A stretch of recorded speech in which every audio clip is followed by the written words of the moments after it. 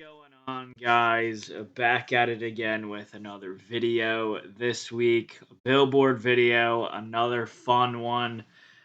We got some tiers going on, but we got a new tier coming into the fold here. A got no ears left to bleed tier. So let's see what this tier has in store for us.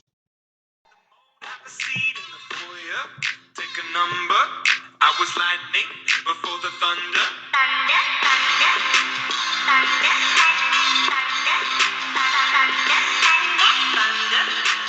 thunder, thunder, thunder, thunder, thunder.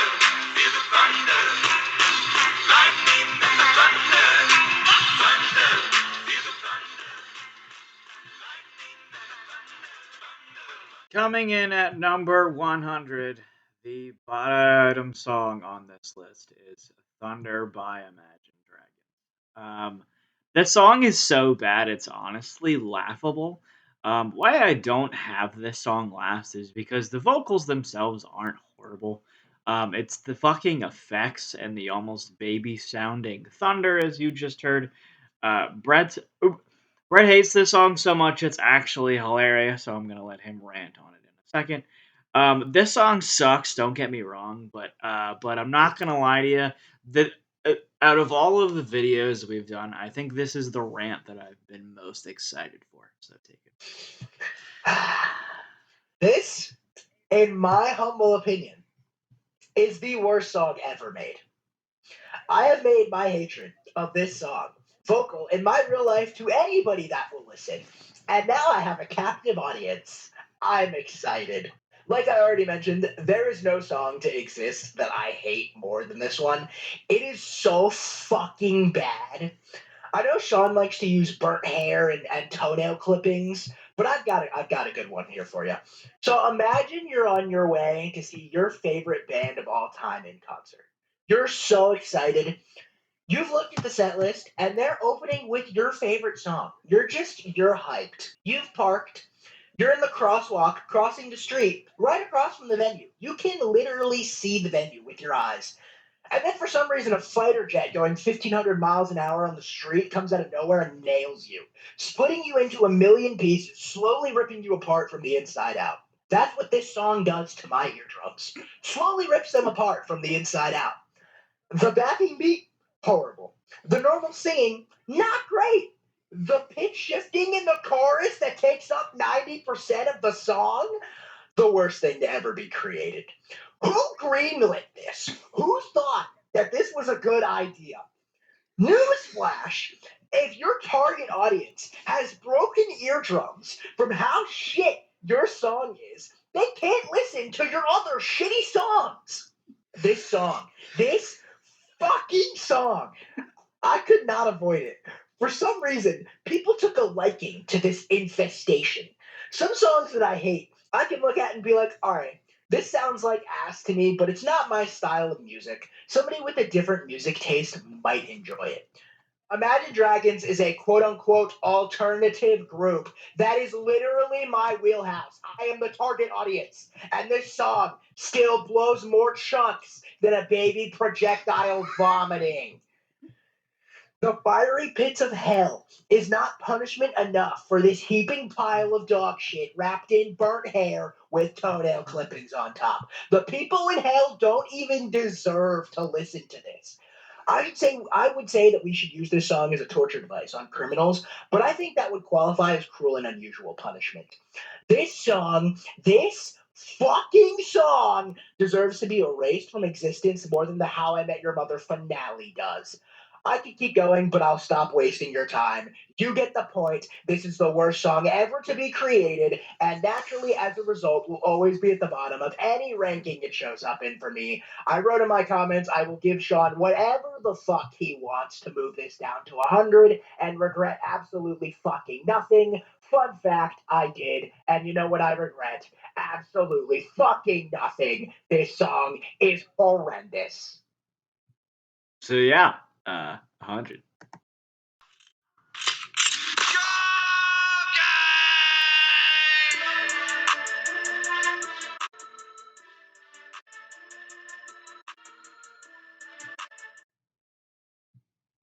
Coming in at number 99, we have Gummo by 6ix9ine. This objectively should be 100. The only issue is my least favorite song of all time is also on this list, but this song is just objectively so ass. I don't know what 6ix9ine is saying, and I really don't want to be honest with you. He's just screaming and saying the N word as literally every other word. The beat is awful, but you can barely hear it over Mr. Skittle anyway. He don't fuck with old hoes, only new hoes. Well, I don't fuck with his music because he is actually the worst artist of all time. He's so talentless, I can't. In my mind, this isn't a song, this is a torture device, and anybody who actually listens to this for pleasure should seek medical assistance. Yeah, this was my auto 100. Well, no, I had an auto 100 and then I moved this to 100. Fucking 6ix9ine. I honestly didn't think we could get worse than Cardi B, but you actually succeeded, which is like incredible. Congratulations. I saw Cardi B and I was like, oh, great, that's my auto 100, right? No. There's not one, but two of you in this stupid list. 6ix9ine is just yelling at me for 2 minutes and 37 seconds on a slow beat that is way too fucking loud. Like, turn everything down, stop yelling, and have actual talent.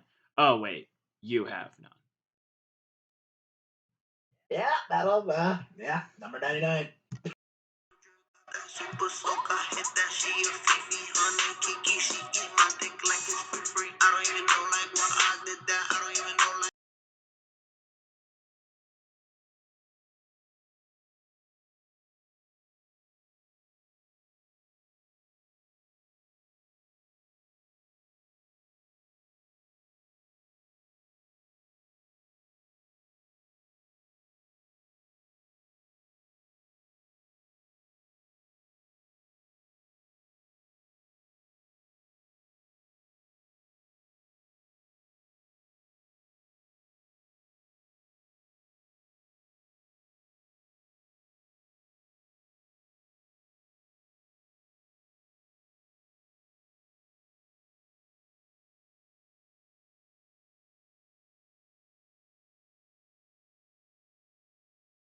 Yep. Thankfully, this is the last entry from the Skittle, and it ends up at 98. And that's gonna wrap up the Got No Ears Left to Bleed tier. We're picking it up, and moving into the exceptionally terrible tier. These songs are still god awful, but they're at least the normal level of dog shit.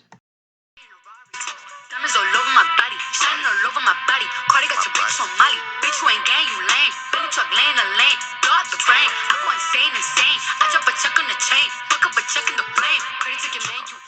Coming in at number 97, we have Bartier Cardi by Cardi B featuring 21 Savage. Damn backyardigan. Cardi B uses her own name in the song title, which is dumb. She also refers to herself in the third person throughout this entire song, which is awful. Stop saying your fucking name throughout the song. I understand it's your song by your gratingly awful voice. You don't have to remind me by saying your name every 5 seconds. It's also incredibly repetitive. 21 Savage is unfortunately not great here either. I like hot sauce on my chicken. I pull the rubber off and I put hot sauce on her titties. What? That doesn't even make any sense. And let's not forget that he says his sperm is worth millions here also.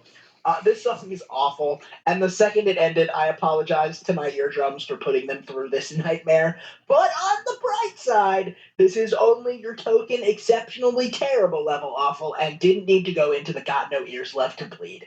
So congratulations, Cardi, and thank the Skittle and Imagine Dragons for being so next level awful that you've somehow managed to escape the lowest tier on this list. Believe me, it wasn't by a lot. It really wasn't. It wasn't by a lot. Also, by the way, Bretta, I really don't like that you took the two lines I was going to say in my comments, but anyways. Sorry. You took the two lines. Anyways. Fucking backyardigan. Yes, is there pacing in this one? Do I care? Absolutely not. She repeats Cardi 42 fucking times. God, you counted! Of course I counted. This song is so painful, it's actually a problem. The beat is not good. Mr. Do something for does not save this piece of garbage. Um, sorry. Mr. Do Something For Ya does not save this piece of garbage. He gives us incredible lines, like Brad even said. I pulled the rubber off and I put hot sauce on her titties, and my sperm is worth millions. I mean, that is just that is just Grammy worthy, really.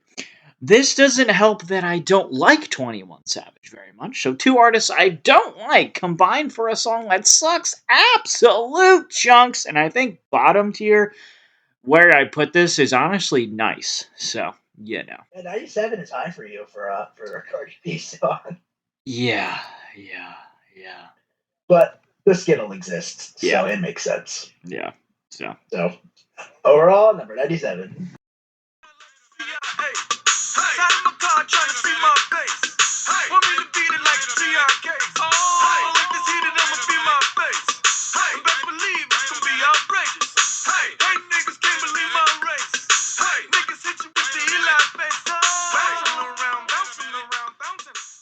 coming in at number 96, we have Lemon by NARD, Rihanna, and Pharrell Williams.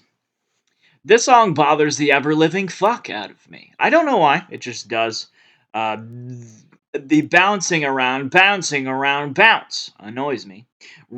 Rihanna sounds like the Cardigan, which no one wants in their life, including myself. Nerd's voice bothers me, and not even Pharrell can save this shitstorm full of rat piss. So, sounds pretty gross. I completely forgot about this song. Specifically, how much I fucking hate it. The beat is obnoxious, and those rapping vocals from I don't even know who just sound terrible.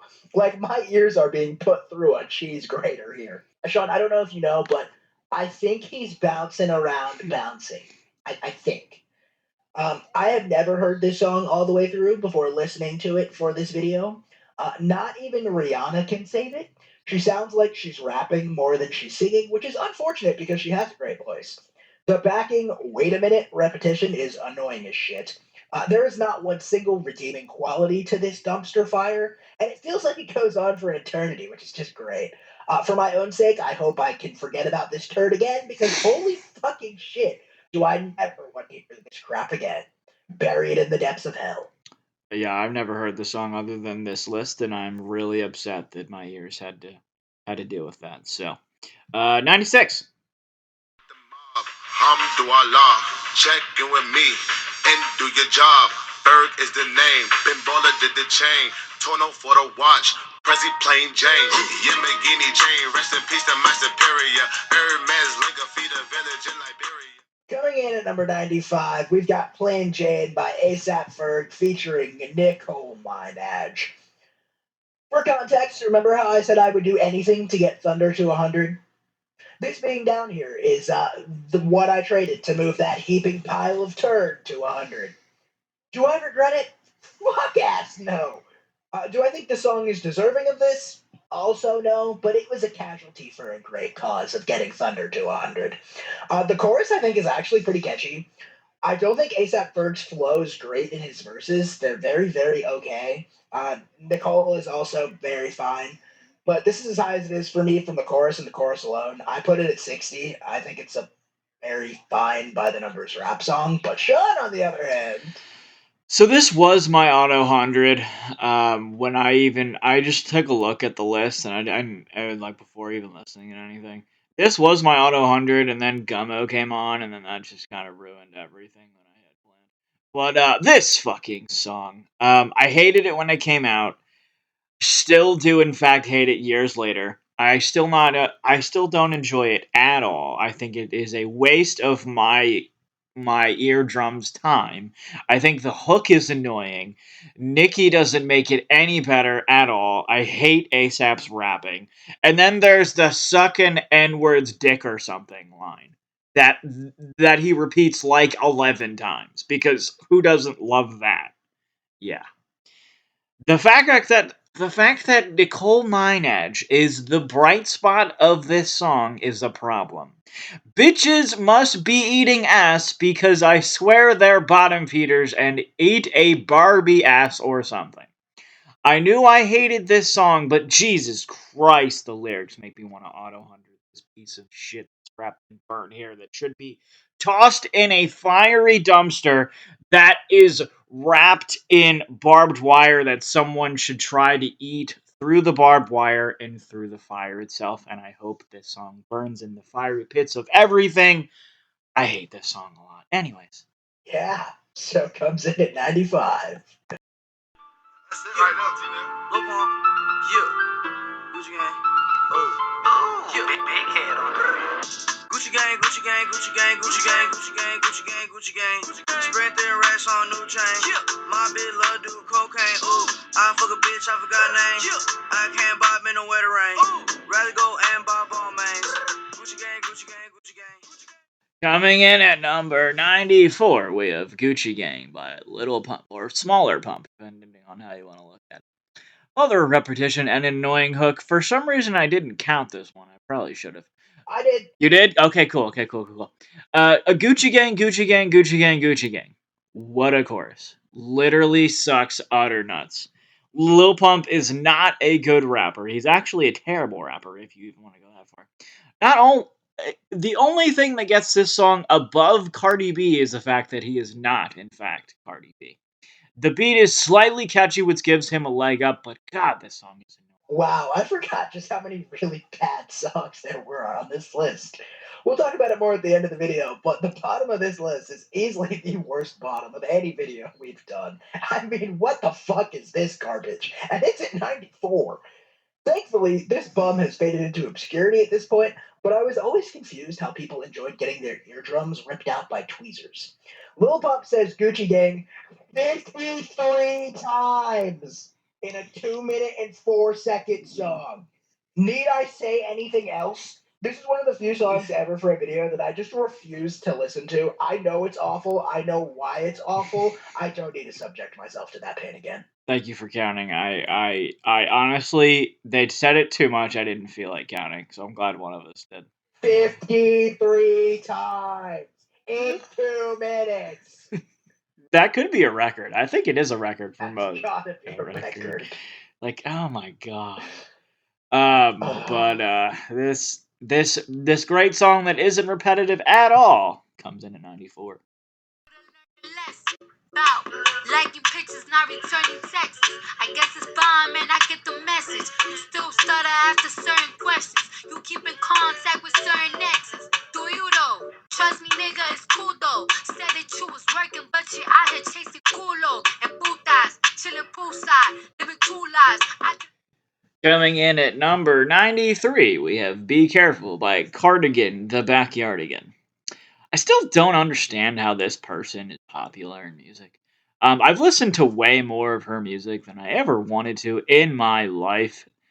Hashtag love these billboards. Hashtag keep liking them, so I have to keep doing these. Anyways, the beat behind Cardi's rapping isn't catchy, fairly basic, and Cardi B still fucking sucks at rapping or singing or whatever the hell you want to call it. The chorus is worse since she's actually singing. The voice cracks and off key singing actively hurt my ears.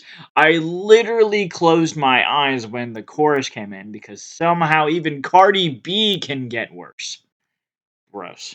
I kind of like this backing beat. It's a nice little vibe. Unfortunately, Cardi B is the one rapping. And then the pre-chorus and chorus comes, and she's singing. Cardi B should not be singing. Cardi, I will be careful with you. Careful to make sure your music doesn't come up so I don't subject myself to this much pain and suffering. You know how you have a pain and suffering class? It's not for my ears. You should just put that in there just as a separate area just for like your eardrums. We should make one of those. That'd be a fun playlist to make. Oh God. Anyway, this fun cardigan song comes in at 93, and don't worry, there's more. You can fuck with me if you wanted to. These expensive, these is red bottoms, these is bloody shoes. Hit the school, I can get them both. I don't wanna choose, and I'm quick. Cut a nigga off, so don't get comfortable. Look, I don't dance now, I make money move. Coming in at number 92, we have Bodak Yellow by Cardigan Backyardigan. You can fuck with me if you wanted to. That is all. I, period, hate, period, Cardi, period, B, period. Can she please go away? For all that is holy, her voice is awful. She has no talent. The beat does not work. The beat is not catchy, is not fast. She cannot rap. Go the fuck away from my eardrums. So, I would say sorry to my ears, but it's just not worth it because I know there's more of her. I know there's more. So it's almost like you're saying sorry to someone, but doing it anyways. I'm just gonna keep poking at the bear, and hopefully he won't get angry, right? Right? Well, I'm angry. The the lyrics that are so great, like my pussy feel like a lake, and he wanna swim on my face. I said okay. What the fuck is that? I thought songs about asses were bad. I'm upset. Fuck this list. I want to go home. This is the song that started it all for the Backyardigan faithful. I wish it didn't. Though this isn't nearly as bad as what went to come following, in my opinion. The chorus is kind of catchy and the beat isn't bad. But the verses are pretty awful, with Cardi B being her most Cardi B. If you haven't been able to tell from any of our other videos, I do not enjoy Cardi B, and I think she's very lacking in the talent department. This is no exception to that. You put her in the 80s. What is wrong with you? It's 80s. more the 80s. more 80s. it's more hating everything else. 80s. It's more 80s. against everything What the else. 8? Oh. Sorry to disappoint. It's more against everything else. What else is there? 6ix9ine. That's it. I don't even remember what I put below it. Oh. A 7-minute Spanish song. I'll take boring over Cardi B. Oh my. Okay. Whatever. 92.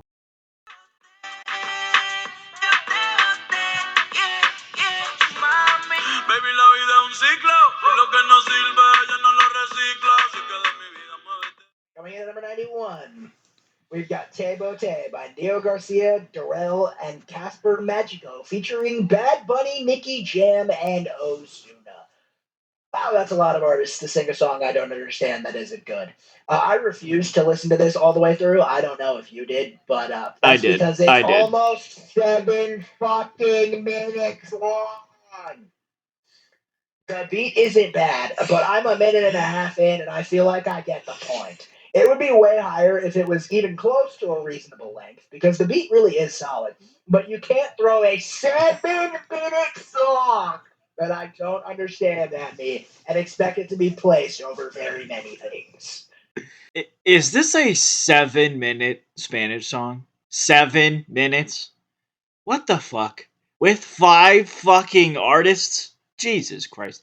Oh, good! It's boring! It's not even fast! And the best part, I don't even know who's singing each one of these verses other than Bad Bunny because I've heard too much of him.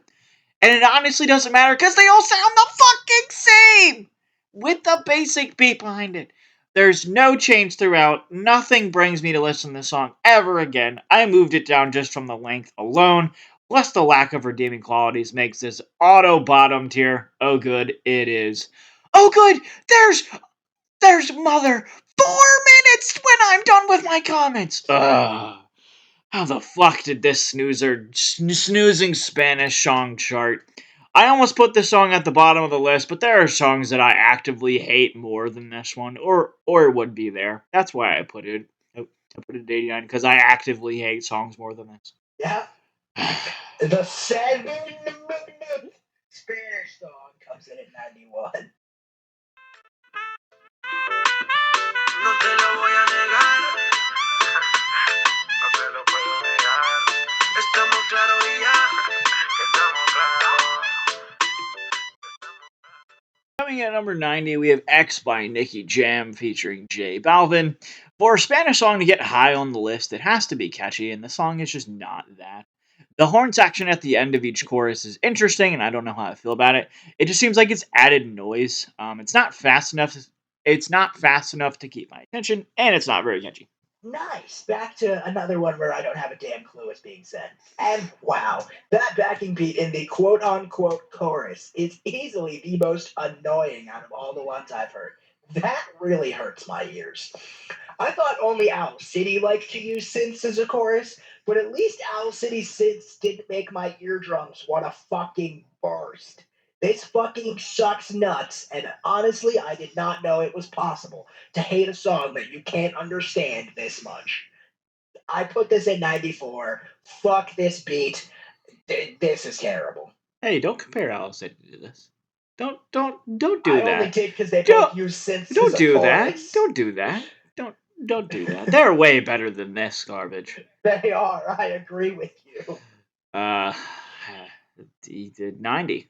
So we've reached the point where we've got to the bottom tier songs. These songs still suck, but fortunately for these songs, there were two tiers below them that sucked even more. So let's see what they have in store.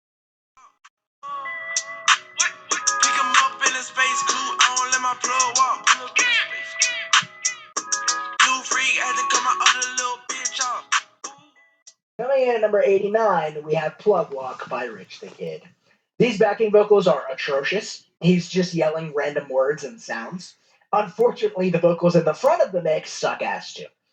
Rich the Kid has absolutely zero flow, and I find his voice pretty grating. The beat is equally as grating. There's not a good quality here, to be honest. It's a bad rap song on a list with plenty of them. It drags on for too long, is really repetitive, has a bad beat, and a bad vocalist. I'm good. Thanks for the offer, though. Rich the Kid's rapping sounds like the song should be faster, but the beat is just way too slow for what he's going for here. The beat is so slow and drags the song on way longer than it should. Plus, the chorus is plug walk, 5 second pause. Then there's more sound. Like, why is there such a long pause? I don't think the song flows very well. This one was a rough one from start to finish. Yep, so it comes in at 89. Baby, I don't understand this. You're changing, I can't stand it. My heart can't take this damage. And the way I feel, can't stand it. Baby, I don't understand this. Coming in at number 88, we have Changes by XXX Temptation. Sure, I'm sure I'll go with that.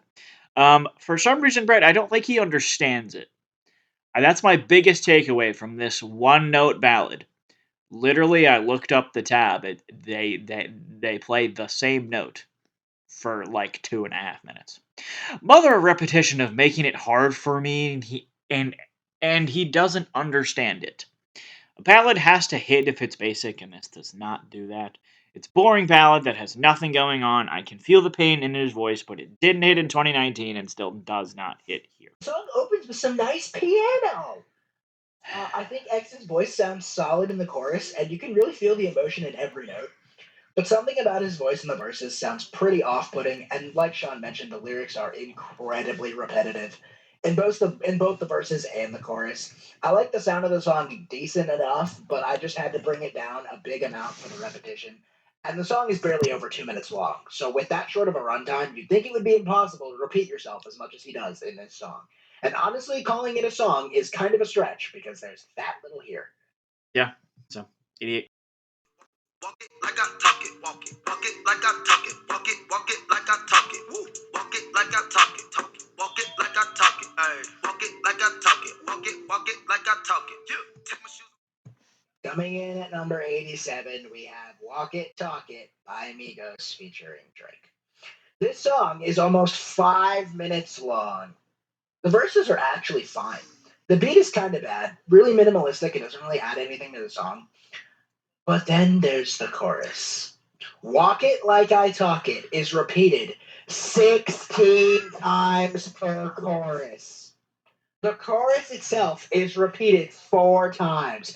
That means the phrase, walk it like I talk it, is repeated 64 times. Do Do I need to explain anymore why this song is awful? The numbers speak for themselves. Offset actually has a nice verse here. Too bad it's wasted in this repetitive garbage pile. Mother of repetition. What saved the song from going any lower is I like Amigos, plain and simple. Drake adds nothing to this repetition fest. His verse is fine, but Jesus Christ, what is that repetition? I didn't actually count. Thank you for doing that. That makes it so much more fun. This repetition fest ended somehow at 87. Shawty look good in the moonlight.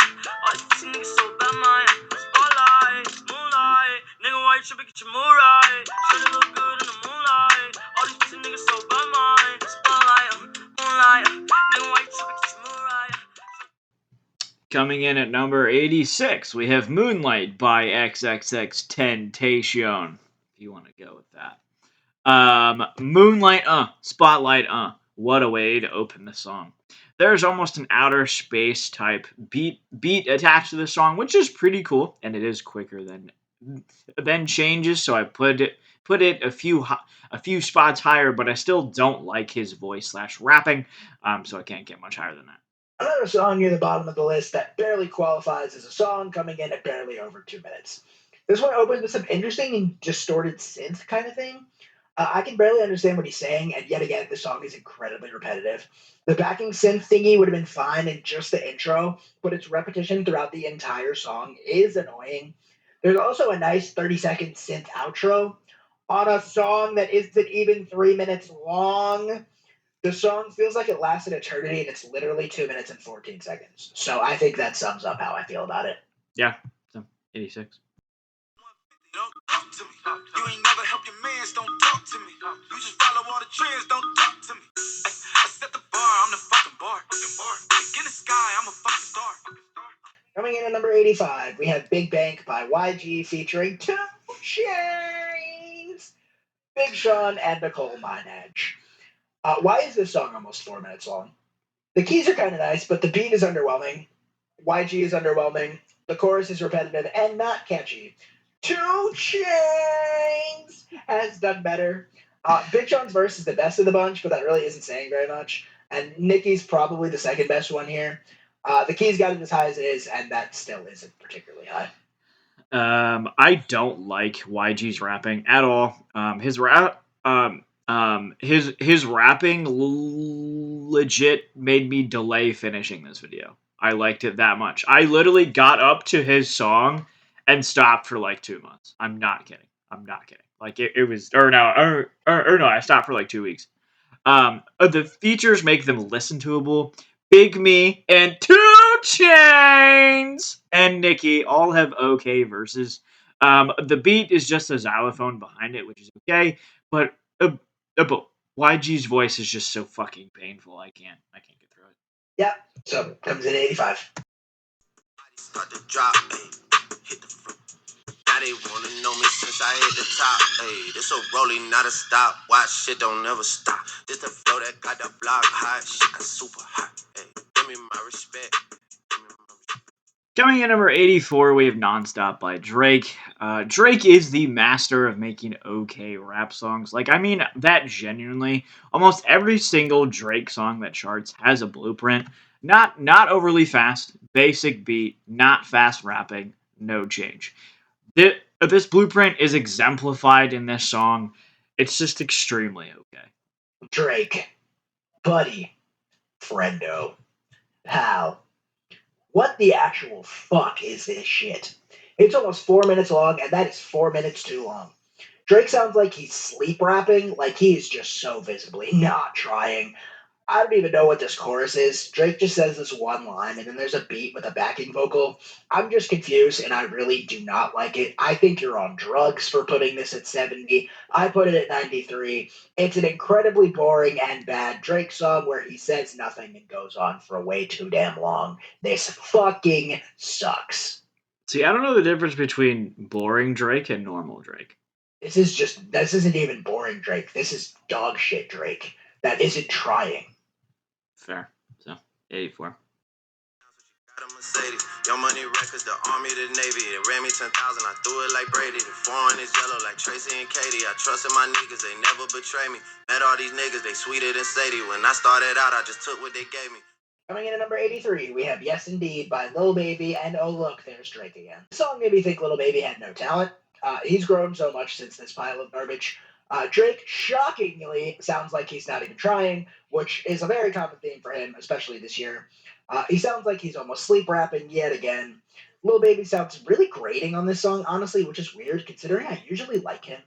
This must just be before he's found his groove or something. The wah wah wah is bad, and the lyrics have always just been really cringy to me. The chorus sucks, and honestly, I'm overall just very glad Lil Baby's gotten a lot better than this. I got excited when I saw Lil Baby on the song, since there could potentially be some saving Drake from another OK song. Oh, he can't. Great. Well, you're in with the rest of them. I put it lower, honestly, honestly, because the beat is slower than his normal songs. It drags on pretty hard. The only saving grace is this boring rap song is only 2 minutes in length, so at least it's shorter. Yeah, so it comes at 83. So I'm taking on active. I'ma put up my style. We gon' do a drive-by in the rain. I'ma take it to trial. Pray the Lord I beat the case. That man be calling, I don't do no talk. So get the fuck out of my face. Coming in at number 82, we've got Outside Today by Young Boy Never Broke Again. This song is barely over 2 minutes, so yet again, are we even counting this as a song? The beat is actually not horrific, and the chorus doesn't sound awful either. But don't worry, the verses do. Youngboy is not the best rapper, that's for sure. And wow, he does talk about shooting people a lot in this one. Yeah.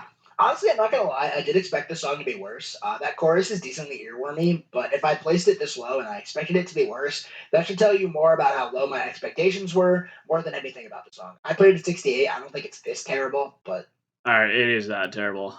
Yes, it is a faster song, and I understand that, but I just do not like Youngboy's rapping and find the way he says outside today incredibly cringy and annoying for some reason. It is a catchier song, so like I did with the ranking, if you have it higher, I will give it to you. So I did do that.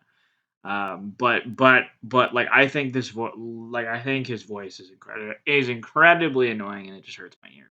yep, so it comes in 82. Hey, what you expect? Got a lot of blood and it's cold. They keep trying to get me for my soul. Thankful for the women that I know. Can't go 50-50 with no hope.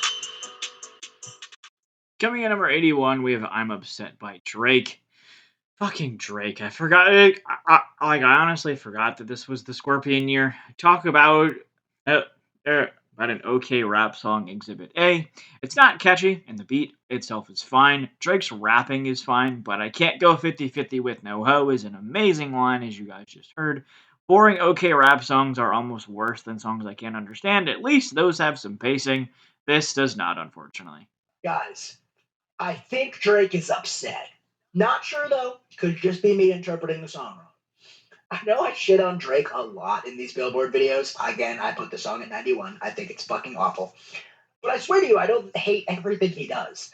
This song is just fucking awful. There's absolutely zero flow here. The beat is extremely minimalistic, and it doesn't serve as any kind of draw. You can barely hear it over Drake's bitching, anyways.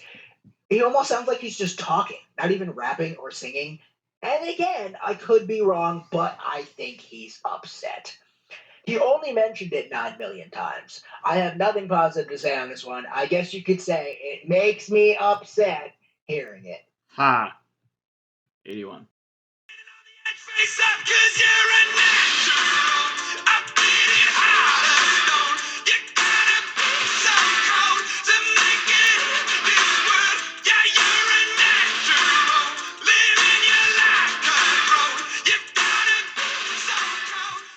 Coming in at number 80, we have "Natural" by Imagine Dragons.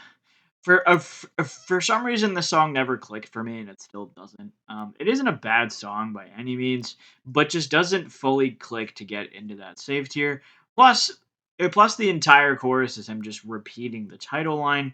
The singer is almost rapping in the verses, which is an interesting choice, and then yelling "natural" in the choruses. It's not overly It's not overly quick, but has a heavier drumming, like chanting feel is coming. But there's no other instrumentation other than a drum beat. Um, um, it's in the next tier, but the song itself is extremely fine. Yeah, you know how Sean said this wasn't a bad song? He's wrong. The fact this isn't even the worst Imagine Dragons song on this list is honestly impressive. Like, this song fucking sucks. And it's not only not close to being the worst one on this list, it's not even close to being the worst song by this band on this list. The verses are fine. There's actually a nice little build, dare I say, a solid groove going. Whoa. It makes me a little excited for that chorus. And then it's like they remember, oh, wait, we're Imagine Dragons. We suck more donkey dick than a whore that Shrek hired for donkey. And that chorus makes me want to saw my ears off with a spoon. That would be less painful than whatever the fuck that screaming and beat combination is. I would keep going, but I wrote this before I wrote that Thunder rant, and I had to save my insults for that. Nice. 80.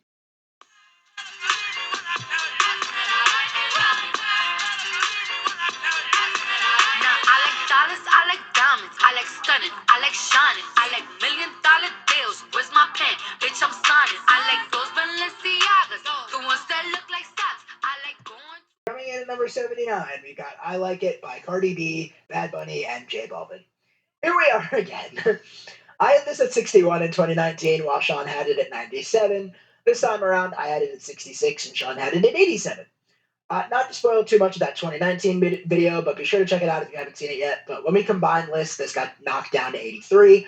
I expected something similar here, but I will yet again justify why I don't think this song is that kind of bad, especially considering how many terrible, truly terrible songs made this list.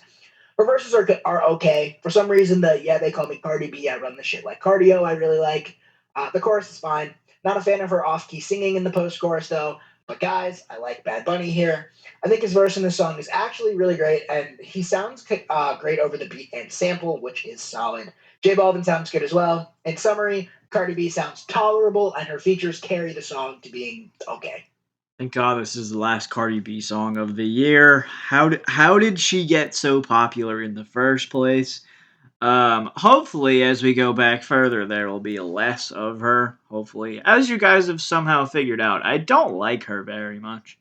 The thing that got the song higher than complete ass is the backing beat. It is on the faster side pacing wise. Bad Bunny and J Balvin have solid verses compared to the competition, and don't worry, the competition is Cardi B, so that's not much of a competition.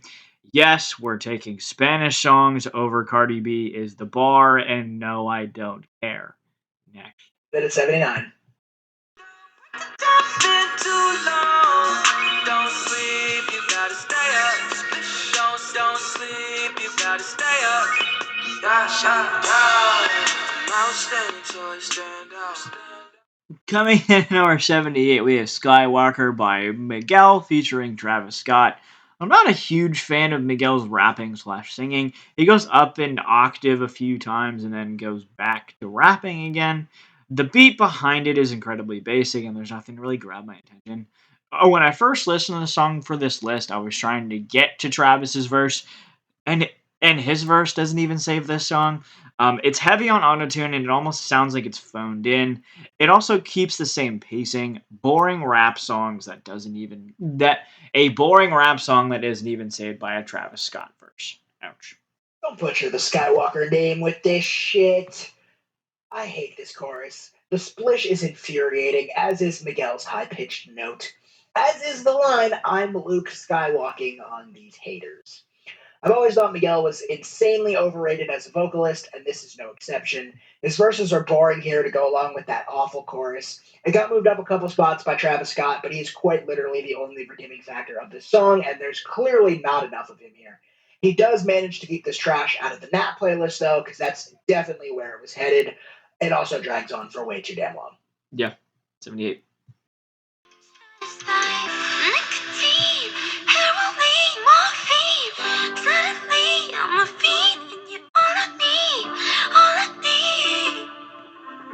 Yeah, yeah, all I need is you, baby. And I'm a sucker for the way that you move, baby. Coming Coming in at number 77, we have Never Be the Same by Camila Cabello. This one's a really hard song to place, honestly. The verses are pretty slow and boring, and oh my lord, those notes that Camila goes for sound so bad. The nicotine heroin, which by the way is pronounced heroin, which is just infuriating. Morphine. That whole section of the song is just so infuriating. The high notes sound so bad, but the chorus isn't bad. It's borderline kind of catchy. I kept moving it up and down, but at the end of the day, those notes just went out, and I knocked it a lot. The bridge is also repetitive and pretty bad, and it ended up here. I didn't recognize the song until that chorus hit, but man, like Brett was saying, those voice cracks really bring this song down, and it really hurt my ears, like as a whole there. And it's pretty simple beat wise. That isn't overly quick. The chorus has a slight pace change, but the higher octave singing just hurts my ears too much. To put it any higher. Yep. So comes in 77.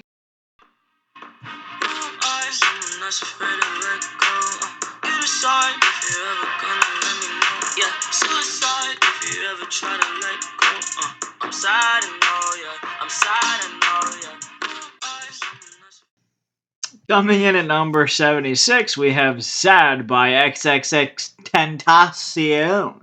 There you go. A little different way to say it there.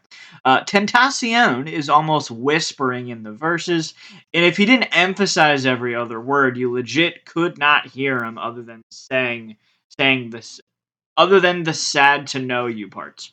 The song as a whole feels rushed. I don't really know what he was going for here. Plus there's a 25-second instrumental break before the last chorus, which is a choice. The chorus is fairly catchy.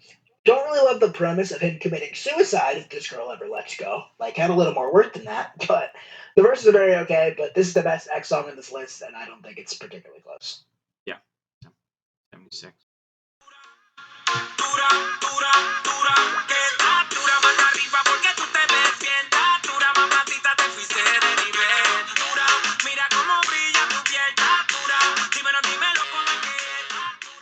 Coming in at number 75, we have Dura by Daddy Yankee. There's a decent beat here, and Daddy Yankee sounds fine, but considering I have absolutely zero clue what the hell is being said, it's kind of hard for it to make much of an impact on me. I like the beat behind Daddy Yankee's rapping. I'm not sure, but the repetition of the title line destroys any enjoyment of this song. I had it higher, but moved it down a good amount of spots because of that repetition. It's a faster Spanish song, but I can't understand what he's saying, and it's fairly repetitive, so no dice. Yep, so comes in 75. And that is going to finally end the bottom tier. We're going to end up into the man tier. These songs have some positive elements to it. So, see what we got.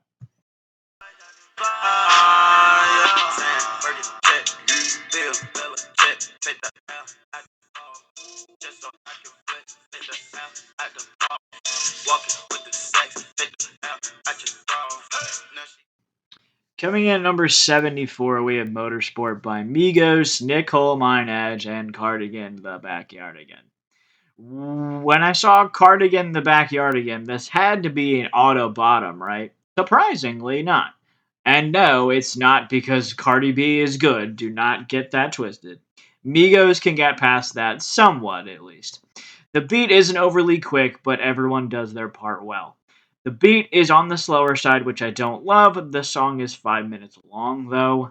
Then there's Cardi B's part. She sucks. Absolute nuts. I told him the other day we should sell that porn. Amazing line. Even Nicole Minaj doesn't bring the song down that much. Cardi B sucks. That is all. To be honest, I'm surprised this is the only song I could think of with all three of these artists on it. It's over 5 minutes long, and it needs to not be. Quavo's chorus isn't bad, but he knows his way around the hook, and this is one of his weaker ones. Quavo's chorus isn't bad, but he knows his way around a hook, and this is definitely one of his weaker ones. His verse is absolutely one of his weaker ones as well. Offset has a pretty solid verse here. Cardi B is. Cardi B. No, Cardi, you should not sell your porn with Offset. Nobody wants to see that. This is probably one of the better verses I've heard from her, though, which again isn't saying much, but it's one of her better moments on this list, which again is not saying much. I'm not really big on Nicki's verse here until she starts going fast, but when she starts going fast, she does work. I can't lie. But overall, the song just drags on for a really long time, and that's my main complaint. And I get why it's long because there's a lot of vocalists to fit in with all three Migos and the features, but I don't know. It does drag less than I was expecting to, but it still drags. Yeah, 74. Yeah. Hey, you get the bag and fumble it. I get the bag and flip it and tumble it. Straight off the lot, 300 cash, and the car came with a blunt in it. Lil' mama a thot, and she got ass, and she gon' fuck up a bag. Pull up to the spot, living too fast. Coming in at number 73, we got I Get the Bag by Gucci Mane featuring Migos. Quavo delivers a fairly solid verse, as do the rest of the Migos, honestly, but Quavo's is my favorite. I went into this expecting to hate it, and I actually don't at all. Quavo has the chorus too, which is nice, but honestly, Gucci Mane ruins his own song by being easily the worst person on it. He isn't horrible, but every member of Migos just outshines him. I expected this to be like bottom 10 bad, and it's definitely not, so I guess congrats for exceeding expectations. I heard the song at parties fairly frequently, which may have lessened my enjoyment of the song originally, but I was never a big fan of this song to begin with. The beat is fairly basic, and both artists don't wow me in any way. Gucci Mane and Migos are extremely okay. The hook doesn't engage me as it should, and it's not overly catchy either. Yep, so it comes in 73.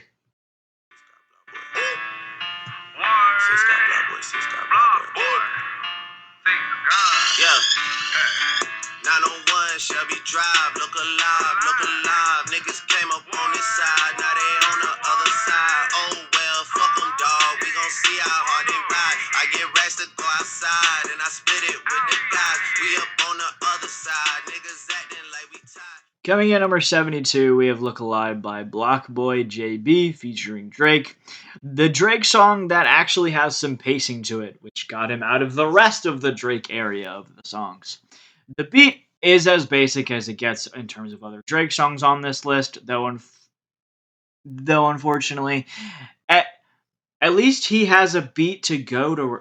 At least he has a go-to beat to rap on. That's nice at least. Blockboy sounds a lot faster with the same beat and works better than Drake. Still don't love it, but for a Drake song, it's not bad. Even a hit song with Drake on it couldn't give Blockboy JB a career. I actually don't mind Drake here. He's at least giving a little effort for once, which is nice. His chorus is fine. I'm not crazy about the beat, and there's a reason that Blockboy JB hasn't had a career after this, and that's all I'm saying. And that is all the commentary I have on yet another not very good rap song. Yeah, I don't even know who that is. So I don't know who that is. Exactly. So 72. I claimed you so proud and openly. And when times were rough, I made sure I. Coming in at number 71, we got Call Out My Name by The Weeknd. I see we've reached the Brett Gets Hate for putting a song by The Weeknd really low portion of the video. This song is so fucking boring. I'm falling asleep. Yes, he sounds good vocally, but that doesn't stop me from snoozing. And there's no change at all. He just gets louder. Fire up those Nat playlists, boys. Rev up those fryers. A ballad from The Weeknd. The soft piano is a good accompaniment to his vocals that allows his vocals to shine, which is great, but the ballad doesn't quite hit for me. The entire chorus is just the title line. I like The Weeknd's voice, don't get me wrong, but the beat is basic and the piano and when the piano leaves and it's not catchy, it's pretty boring. Yeah, it's fine. I actually agree with him on this one. So Yeah! Comes in at 71. And it's like that little bitch. MVP, I don't get no sleep, no, I don't like that little bitch. Bust that open, I want that ocean, yeah, that bite back, little bitch. Do it bite back, little bitch. Need 2 life jacks, little bitch. I ain't gonna hold you, I ain't gonna pressure. coming in number 70, we have King's Dead by J-Rock with Kendrick Lamar, Future, and James Blake. Hot take, this song is fine. I don't really see the appeal here. The upper octave vocals from Future hurts my ears. The chorus is extremely okay. Granted, I'm not a huge fan of Kendrick as in the first place, and he's the primary rapper in this song, so that could be it.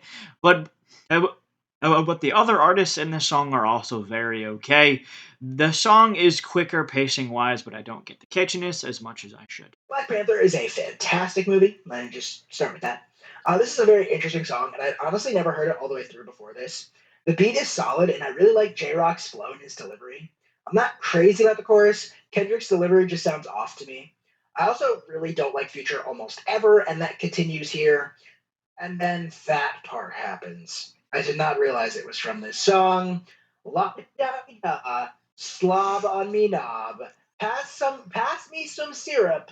Fuck me in the car. La di da di da. Motherfuck the law. Chitty chitty bang. Murder everything. And for some reason, Future decides to sing this wonderful lyricism in an unbelievably awful high pitch. The beat then switches up, and I think Kendrick has a great flow in the second part. Overall, it's a fairly solid song with one part that is just absolutely so fucking horrible.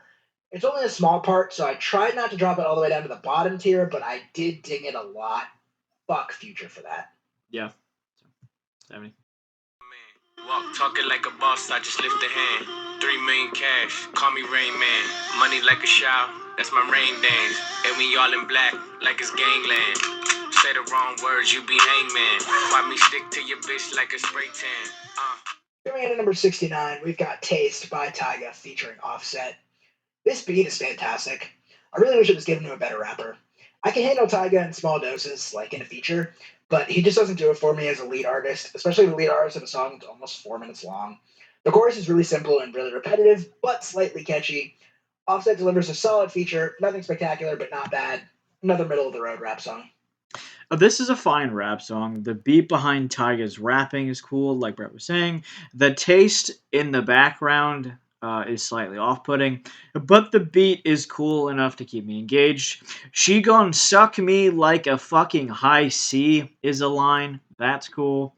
That moved the song down in a few spots, not gonna lie.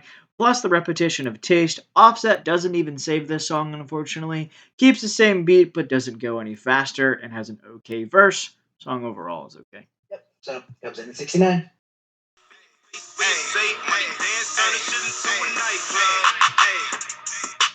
Fuck with me and get some money, get some money. Ay, fuck with me and get some money, get some money. Yeah, fuck with me and get some money. Ay, yeah, fuck with G and get some money. No. Coming in at number 68, we have No Limit by G-Eazy featuring ASAP Rocky and Cardigan, The Backyardigan. Hear me out on this. Take Stir Fry, listen to that song, put a shittier rapper on it, and you have this song. G-Eazy is extremely fine, so is ASAP. And then there's Cardi B. Cardi B can't even fuck up this song somehow. She sucks, don't get me wrong, but in comparison to the rest of her work, this is easily the best by a mile. This song is just not good. I don't know how you. This beat. Honestly, the beat's great. Easily the best part of the song. I don't mind G-Eazy's part. I kind of like it. I honestly think it sounds like a chorus, but it isn't. It would work better if it was, and it honestly make the song savable with that restructure. Granted, it's a really big restructure, but still.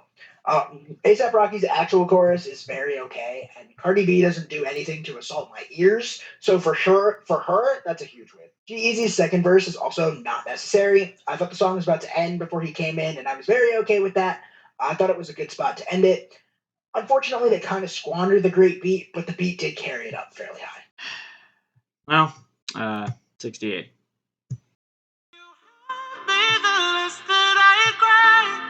And every time you leave me, the quicker these tears dry. And every time you walk out, the less I love you. Baby, we don't stand a chance. It's sad, but it's true. I'm way too good at goodbye. I'm way too good at goodbye. I'm way too good at goodbye. Oh, sorry, what was that? My bad. I was sleeping. At number 67, we have Too Good at Goodbyes by Sam Smith. Holy fuck, this song is so boring. This is the lock headliner at Napa Palooza.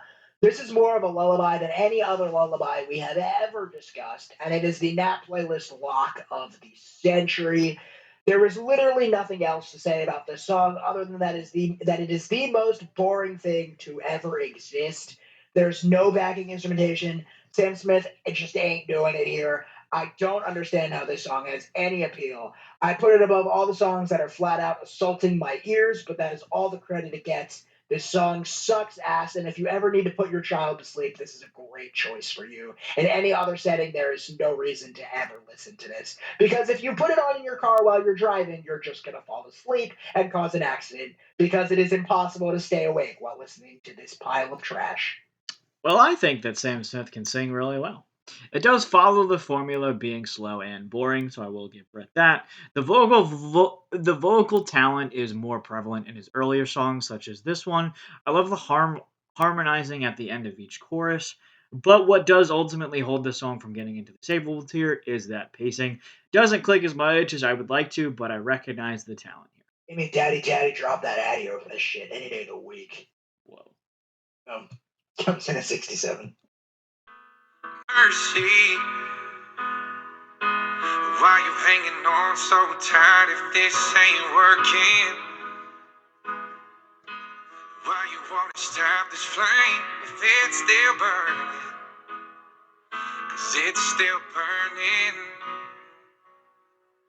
So if you're gonna break my heart, just break. Coming in number 66, we have Mercy by Brett Young. Boring country songs not done by Luke Combs are an auto bottom tier of the list for a co-host here, and I'm sure this song is no different. I, however, enjoy this song but don't love it. There is a slight repetition of the title line, but Brett's voice is great behind the soft acoustic and piano. This was the first song I'd ever heard from Brett Young, and I haven't listened to anything of him since. But but this is a good, not great ballad. John's made a lot of these lists. About damn time I made one too. Too bad my song is awful. This is just a really slow and boring country song over piano. Nothing about it stands out at all other than the fact that it's putting me to sleep and that it's going in the nap playlist. Its voice sounds decent, but this song is just a big nothing burger, and it, like I mentioned, it's putting me to sleep. Yeah, 66. Second, don't you tell me what you think that I can be. I'm the one at the sail, I'm the master of my sea. Oh, ooh, the master of my sea. Oh, ooh. I was broken from a young age, taking my soak into the masses, writing my poems for the few that look at me, to me. Coming in at number 65, we have Believer by Imagine Dragons. Man, I fucking hate Imagine Dragons. They are very lacking in the talent department. By their standards, this song isn't horrendous, so good for them, I guess. The verses are fine, there's a nice beat and a fairly decent flow from the lead singer, but that chorus sucks. The vocals just sound strained and off putting, and the chant of, hey, is really repetitive and annoying. It bothers me less now than it did when it was really popular, just because I'm not hearing it every 2 seconds, but the song still isn't good. It's at 76, and honestly, Imagine Dragons should be proud of themselves for not being in the 90s. Now, one of these Imagine Dragons songs will be auto last for a co-host here. I'm not sure which one it is, but this one I don't mind. I haven't heard the song in years, but it honestly is pretty catchy. Can't lie. The the heavy drumming and beat drops work well in the choruses. I thought I had it saved prior to this, but I didn't.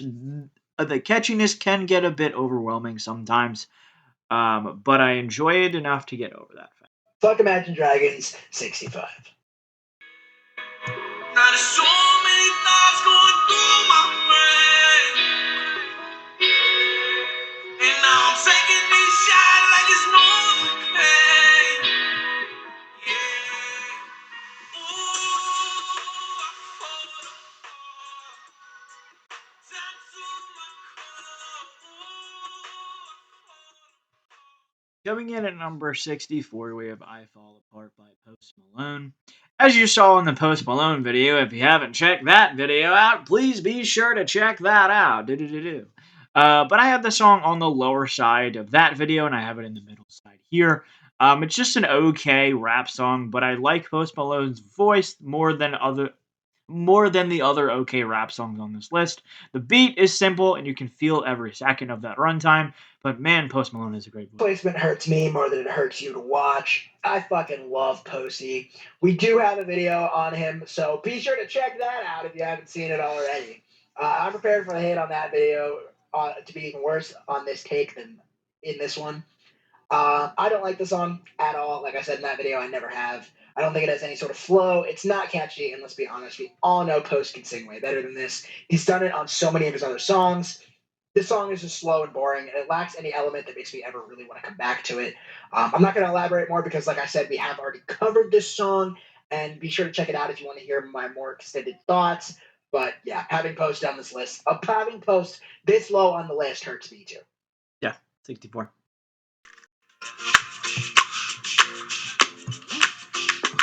Everyone knows all about my direction. And in my heart somewhere, I wanna go there. Still I don't go there. Coming in number 63, we've got Say Something by Justin Timberlake, featuring Sean's favorite artist in the world, Chris Stapleton.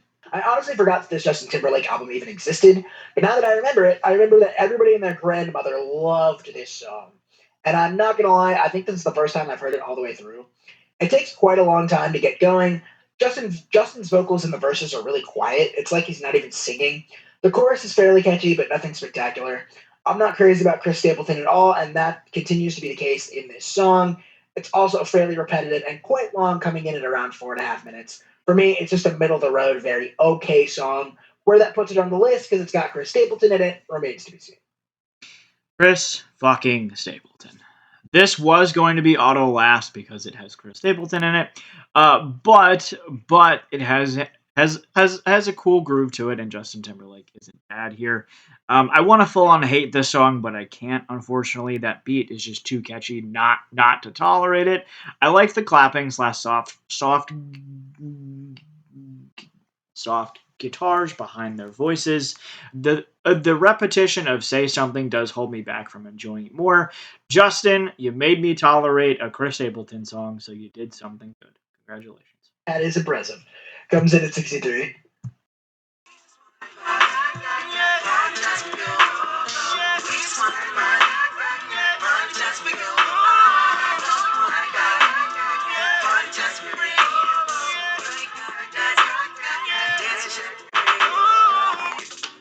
This is America.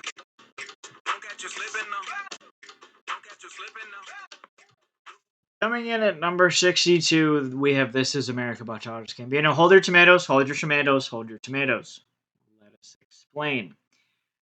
Culturally significance, the song is incredible. I'm not going to comment on that. I'm just commenting on the musical aspect of the song. Musically, there's a lot happening here, and none of it is the rapping. The rapping itself is boring, uninteresting, and not catchy. The beat is pretty interesting, and the chanting throughout does get annoying the more the song goes on. There are some cool choir parts, which is also a choice.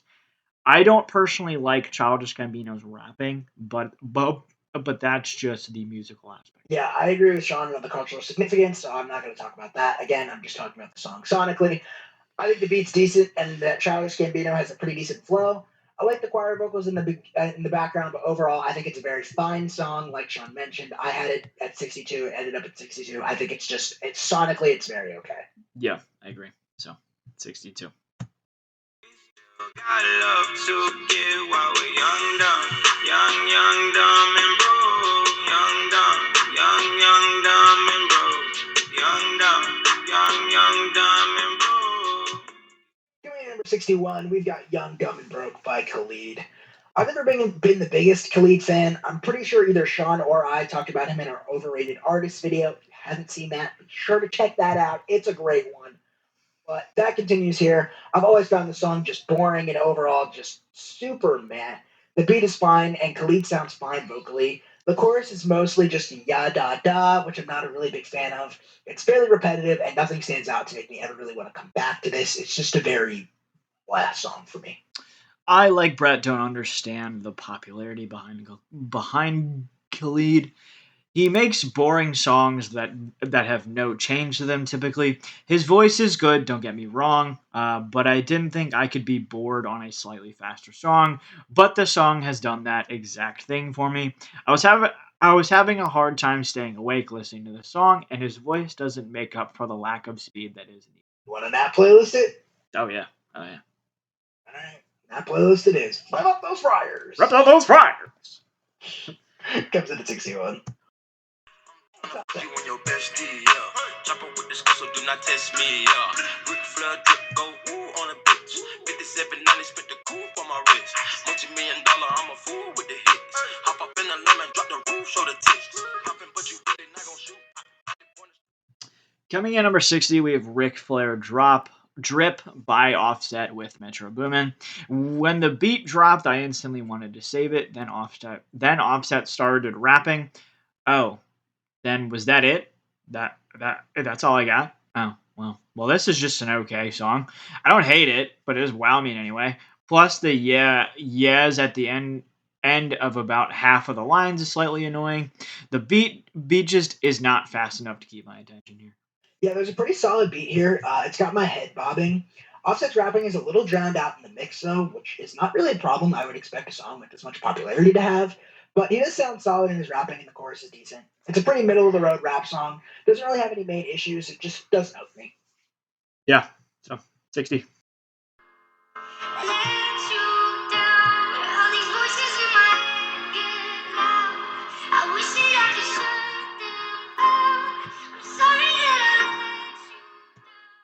Coming in at number 59, we've got Let You Down by NF. NF displays some nice rapping skills here in the verses. The chorus is fine, but I do like what he's bringing in the verses, and I think the beat works well with the piano. The chorus just isn't the payoff that I wish it was, and that's what's holding me back. It's a fine song overall, just not one that I would return to. I tried to get into NF so many times. I just think he's just okay. I understand the message behind the song, and I like the singing in the beginning and the background of the verses. I'm sorry, but the song is just fine. I can't get it any higher. It just does. It just doesn't do it for me. Yep, so it comes in at 59. Ahora suéltate y mueve los pies. Me encanta cuando el bajo suena, empezamos a subir de nivel. Toda mi gente se mueve. La fiesta la llevo en mis genes. Soy la reina del. Coming in number 58, we have Mi Gente by J Balvin and Willie William, featuring Beyonce.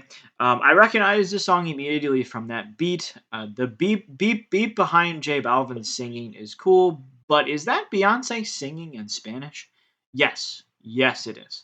It is pretty catchy song, I can't lie, but but there's no change that I would have liked enough to save it. But for a Spanish song, it's definitely one of the better ones I've heard in the Billboard charts, and I don't think it's close. That backing beat I think is mildly annoying. I don't think Beyonce sounds like she belongs at all. Hearing her sing Spanish is a little odd. J Balvin sounds good, but the backing beat is repetitive and honestly driving me up a wall. Beyonce's English verse is fine, but overall I'm not huge on this one because of the beat. Yeah. So, yeah. Started laughing when the sky started to rain. Get along, run down the road. We got a long, long way to go. Scared to live, scared to die. We ain't perfect, but we try. Coming in at number 57, we have Get Along by Kenny Chesney. I'm sure Sean's going to agree with me completely on this placement. I put it at 82. And no, I knew he was going to not agree at all, but I don't like this song at all. The chorus is just chants and has absolutely zero flow to it. It's got a nice message, but that's really all it has. The verses are fine, but I just cannot get past that chorus. It bothers the ever living snot out of me. The best section of this song is the guitar solo. That is not a good thing. I'm just entirely shocked that we just have a what is that 47 spot difference. I'm just shocked. But Kenny Chesney got on a Billboard chart. I didn't even know that. That's pretty cool. This is a classic country song that I would listen with my aunt and her family all the time in the summertime. I've heard the song played during bonfires at my aunt's house, and I jam out every time. The instrumentation is basic, but Kenny makes up for it with some great vocals. It's on the catchier side as well, which helps me get this song higher on the list. I get along, even though I fucking hate this. I think it should be lower, but it ends up at 57. Gotta be real with you. Yeah. Kiki, do you love me? Are you riding? Say you never ever leave from beside me. Cause I want you, and I need you. And I'm down for you always, KB. coming in at number 56, we have In My Feelings by Drake, otherwise known as the Kiki song. Kiki, do you love me? The beat here isn't bad for once. I know every word, and it did click in terms of a perspective. It sounds like most Drake songs on this list. Basic beat wise, okay rapping with nothing outstanding from Drake. You saved it and put it at 67? Yeah, because I ended up unsaving it. Yeah, I ended up unsaving Okay, it. that makes sense. That's some context we needed Yeah, here. yeah. Kiki, do you love me? Are you riding? It's a fairly catchy song, albeit it's very simple and very reliant on that hook. But I honestly don't think it's bad, and considering all the other crap Drake has put out recently, this is on the upper end of that. I can't help but feeling like the song had more potential though, because that chorus is catchy, but I just want a bit more from the verses. The samples also confuse me. I think they really break up the flow of the song, and it just doesn't sound good. But the song isn't bad. It's just got a lot going on for no real reason. Yeah. 56. And that's going to wrap up the med tier. We're going to get on into the average tier. These songs are still very okay, but a little bit better than the ones that we just talked about. So let's get on. Hit it from the back and drive you wild. Girl, I lose myself up in those eyes. Coming in at number 55, we have Mine by Bozzy. I like Bozzy's other hit way better. This one's very okay and really short, coming in at barely over 2 minutes long. The chorus is a little catchy and the beat is decent. Bozzy hits some nice notes as well, but the chorus really just lacks any standout element and it ends very abruptly. First off, look at a picture of this dude and Love. They look identical. Anyways, the musical content of this song is fine. It has a groovy beat to it, and the vocals are just fine. The chorus just gets louder with no pacing change. Nothing wows me about it. About the song. Fuck it. I'll say it. I'm not afraid. This song sure does exist, doesn't it? Comes in at 55. She coming down the bowl and I don't care if she take all of mine. Like it ain't shit but a dollar sign. Diamonds unthought, coming in froze. Got too many girls to let one of them go. When I make a purchase, I can't wait to show. Oh, oh. She better put a pinky ring on Snow Globe. I'ma have that pussy on like. Coming in at number 54, we have Power Glide by Ray Shmurda featuring Juicy J. I recognized this song as soon as Ray started rapping, if you even want to call it that. I don't like the yeahs for the first 10 seconds of the song. Then they switched to O's, because who doesn't love O's instead of yeahs? Perfect. This is an over 5-minute song, which is so lovely. I hate Ray Schmurder's rapping. It's awful. The singing part isn't horrible, but his rapping doesn't work at all in my head. I don't like Juicy J's part. The reason why I put it at 90 is because I just hate Ray Shmurda a lot. I've never liked his rapping, never liked his anything. The long, boring song that stinks. Don't know how you put it at 20. I understand that 20 might be a tad bit high, but 90? Are you on drugs? That's the Backyardigans tier.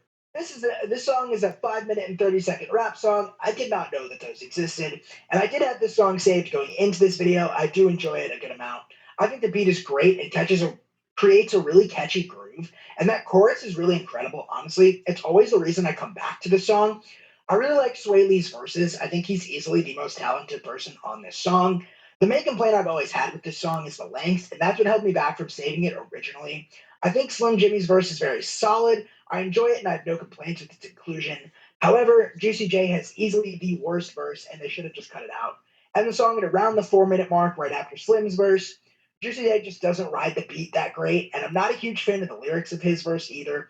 But this is overall a song that I do enjoy quite a bit, despite I know that it's flawed. I like it. I think it's catchy. That's fine. You can be wrong. 54. No, you're tough. This is perfect. Come kiss me one more time. I couldn't dream this up, even if I tried. You and me in this moment feels like. Coming in at number 53, we've got Heaven by Kane Brown. This is a simple little country love song. I've always been a pretty big fan of Kane Brown's voice, and this is no exception. It's a little catchy, and I think the simple instrumentation works. I like the verses, and the chorus isn't bad by any means, but I'm left just wanting a little bit more from it. A little better chorus could get this in the save tier, to be honest. I enjoyed my listen, but it's fine. How to write an incredibly okay, boring country song, Exhibit A. There's nothing inherently wrong with this song, but it is just that boring and slow. Kane's voice puts this song slightly higher, but I've never been a huge fan of this song, and I'm not really sure why this was the song that got him to make more albums. Yep. So overall, 53. Does it ever help me? It's like the walls are caving in. Sometimes I feel like giving up. No medicine is strong enough. Someone help me. Coming in number 52 with In My Blood by Shawn Mendes. This has the same problem that the Sam Smith song has. The song itself is fantastic. It's just too damn slow to keep my attention. There was a slight build with a tempo change, but I feel like it's building to just nothing. Just a loud In My Blood than some actual instrumentation. I'm more confused by the instrumentation. It just kind of shows up out of nowhere, and I'm not sure if it's warranted. Song's fine, I guess. I've been a Shawn Mendes defender in the past and will continue to defend some of his songs in the future, but this one is just so incredibly meh. When it came out, I really wanted to like it, but it's so okay. The song really doesn't have much of a change. It's a slow ballad where the chorus is just Shawn Mendes singing louder. The lyrics are nice, and again, I don't dislike the song. It just doesn't capitalize on the potential it had. It's also repetitive and drags on for too long. We get it, it isn't in your blood. Yeah, it's still. I already cried enough. I've been moving on since we said goodbye. I cut you off. I don't need your love, so you can try all you want. Your time is up. I'll tell you why. Coming in at number 51, we have IVGAF by Dua Lipa. Love me some Dua Lipa, but I can't lie, this is not my favorite one from her. She sounds great vocally, but something about the song has never fully clicked with me. I enjoy the verses, they tell a nice story, and I think the minimal backing instrumentation works really well. But the chorus is just really lackluster for some reason. It really caps my enjoyment of the song. It's not bad, but I know Dua has a lot better, and I don't think the bridge works great here either. I didn't know Dua Lipa was relevant prior to 2022, so this is definitely news to me. The soft guitar is a nice change from the other Dua songs I've heard. Beat-wise, it's just very basic, but the pre-chorus is extremely chanty for my liking, and the chorus just does not deliver. It just gets louder and the singing gets slower. I'm confused what's going on. Brett will probably have this one higher than me since it's Dua Lipa, but for me, I'm disappointed by this one. I mean, I had it a little bit higher than you, but it's a very okay song. Yeah, 51. Baby, I still see ya cutting up the floor in a sorority t-shirt. The same one you wore when we were sky high in Colorado. Your lips pressed against the bottle, slamming on the Bible, baby, I never leave. Coming in at number 50, we have Tequila by Dan and Shay. When the song came out, I was lukewarm about it, and I thought it was a slow, boring country song, and still do believe that. I do have it saved, so I put it over the ones I don't, but there are so many better ones on the album. Not really sure why this one got the push. There's nothing really going on here. It's just an okay ballad. I had this at 54 in 2019. I expected a similar placement here, and I had it a little bit higher this time around at 50. My opinion on it hasn't changed from the last time we talked about it. The verses are slow and boring, and they build to a decent but not spectacular chorus. A fine song that I definitely feel is lacking a special any sort of it factor. Yeah, 50.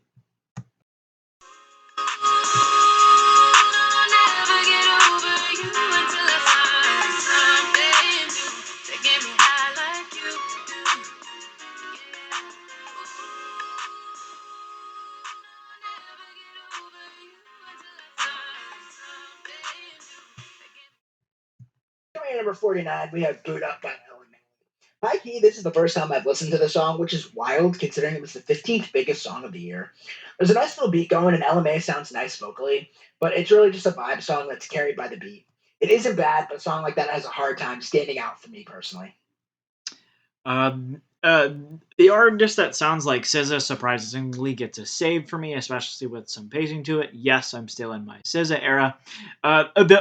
This is a vibe song to the max. The pacing is just enough for me to recognize that it's there, and the vocals are really well done. The chorus is slightly repetitive, and that is the primary holdback to getting any higher for me on this list. Yeah, so overall comes in at 49. I've been feeling it since 1966. I'll be over now, but I feel it still. Ooh, I'm a rebel just for kicks now. Let me kick it like it's 1986 now. I'll be over now, but I feel it still. Coming in at number 48, we have Feel It Still by Portugal the Man. After 6 years, I still don't know how I feel about this song. It's still very okay. The vocals are impressive, don't get me wrong. The song as a whole is catchy and fast, but for some reason I can't get myself to save it. It isn't annoying. I just find it okay, and there's nothing really special about it. I think the song kind of just exists. I can't lie, the more I hear this song, the less I like it. I do have it saved, but whenever it comes on now, I always feel like skipping it. It's a catchy song with some nice bass, but it just hasn't held up to the overplay factor as much as I would like it to. It's still a good song, but I just used to be way higher on it. Yeah. 48.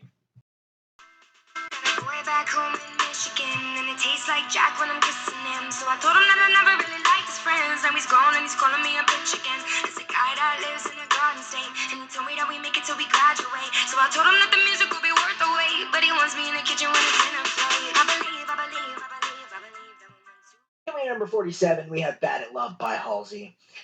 It's just an incredibly okay song, honestly. Every single element is fine. Granted, I've never been a huge Halsey fan, but it's all around okay, and I don't really like the bridge very much. It being this high is more a shot at the quality of this list than anything that this song does particularly well. I put it at 54. Nothing here is bad, but it's just a generic okay pop song. Man, I just love Halsey's voice, like, a lot. The beat that she uses, almost like a rap song, which honestly hits during the verses. The holdback I have with this song is that chorus. It's just too slow. It brings the song to an almost screeching halt. I know all the words and do have it saved, but don't come back to it too often. Yep. So it comes in at 47. Down for the ride. It's not easy with someone to catch my eye. But I've been waiting for you for my whole damn life, my whole lifetime. Don't be afraid to tell me. Coming in at number 40 to 46, we have Love Lies by Khalid with Normani. I think this is just another okay Khalid song. The song has some pacing to it, and the chorus has some pacing to it as well, which is nice. But wow, Normani has some pipes and carries the song. She brought this song up a solid 7 spots from my original ranking, but I think Khalid's verses are fine, and holds the song back from being any higher. I had this at 34 in 2019, and I used it as a buffer there, and I'll do the same here. Every song I put higher than this one, I have saved. I put it at 38 this time around. And I did that because I did have this saved at one point, but I unsaved it. I just want a bit more from the chorus, but overall, it's a solid song. Yeah, 46. Stay in bed, twisted up all day long. You're my inspiration, girl. You take me places, put the words right into these songs.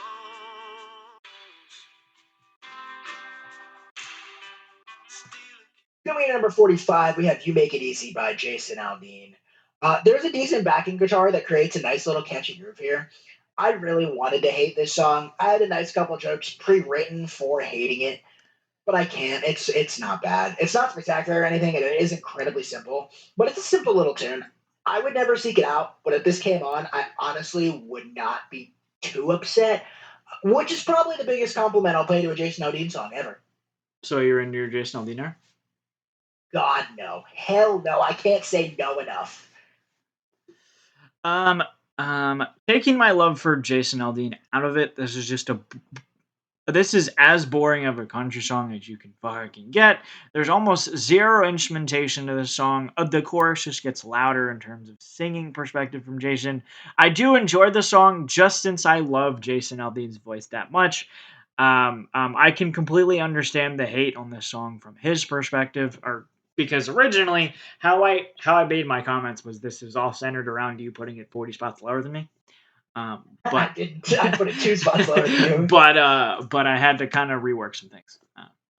Yeah, see, you're wrong. The definition of a slow, boring country song is that song we talked about earlier. I think it was called Mercy. That sucked. This is fine. Perfect. 45.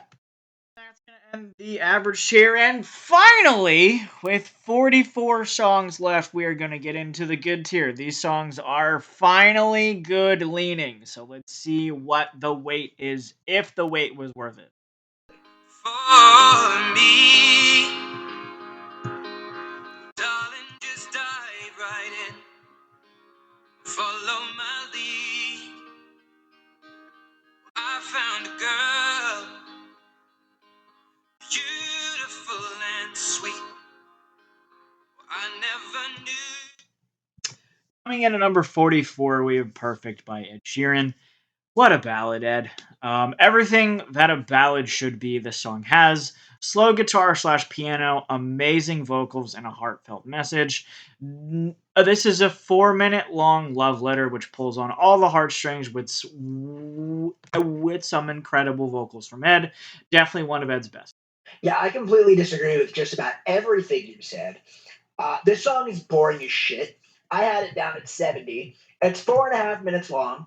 It's trying to be thinking out loud, but is failing spectacularly, and it's a nap playlist lock. I get Ed sounds great vocally, but I am just so incredibly bored. I've never understood the hype for this song. I never will. I debated putting it lower, to be perfectly honest with you. It's just such a nothing burger. There's not even anything here for me to really comment on. There's so little here. It's just slow and boring as shit. End of discussion. Hey, Fire what's up? those nap playlists up. 44.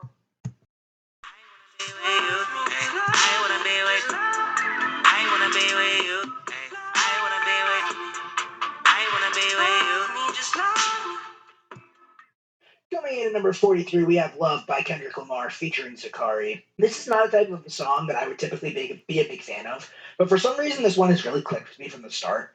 I really like Zakari's vocals here. I think she sounds great. The beat is really nice as well, and Kendrick rides it great. I feel like every time I hear the song, I like it a little bit more, to be honest. It's really simple, but every part of it comes together really well for a smooth song and a solid, enjoyable listen. I had it all the way up at 29. So when I first saw Kendrick was on this song, I knew it was going to be somewhere in the okay perspective. But actually giving it a proper chance, it's not savable, but it is actually pretty close. The harmonizing "Love Me's" are slightly off-putting, but the rapping is solid here, and the singing from Zakari adds some cool effects to the song, and gives me more substance. It's actually not too bad. I'll take it. Comes in at 43.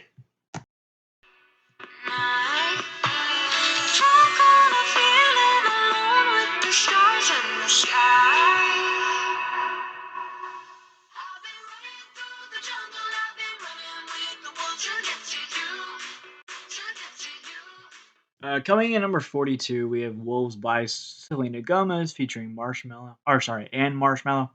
I like Selena's voice here, and the beat behind the vocals by Marshmallow are cool, but something about that chorus doesn't fully click. It may not be that it's not quick enough for me. It's not catchy enough. I don't know what it is, but it's almost chanty, and the clear beat drop at the end of each of the choruses is almost a filler of space. Plus, the noises with them are just not what I want to hear.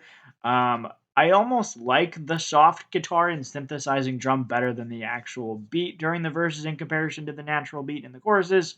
Something about it just doesn't fully click. I really like Selena's vocals that open the song. I think she kills the verses and the pre-chorus in my opinion. The pre-chorus, in my opinion, is the best part of the song. It does a great job of building to the drop while remaining incredibly catchy. But what holds me back from putting the song any higher, I did have it pretty high, I put it at 30, is that drop. I've always found it to be pretty underwhelming, but I still do enjoy the song quite a bit. It just had potential to be even better.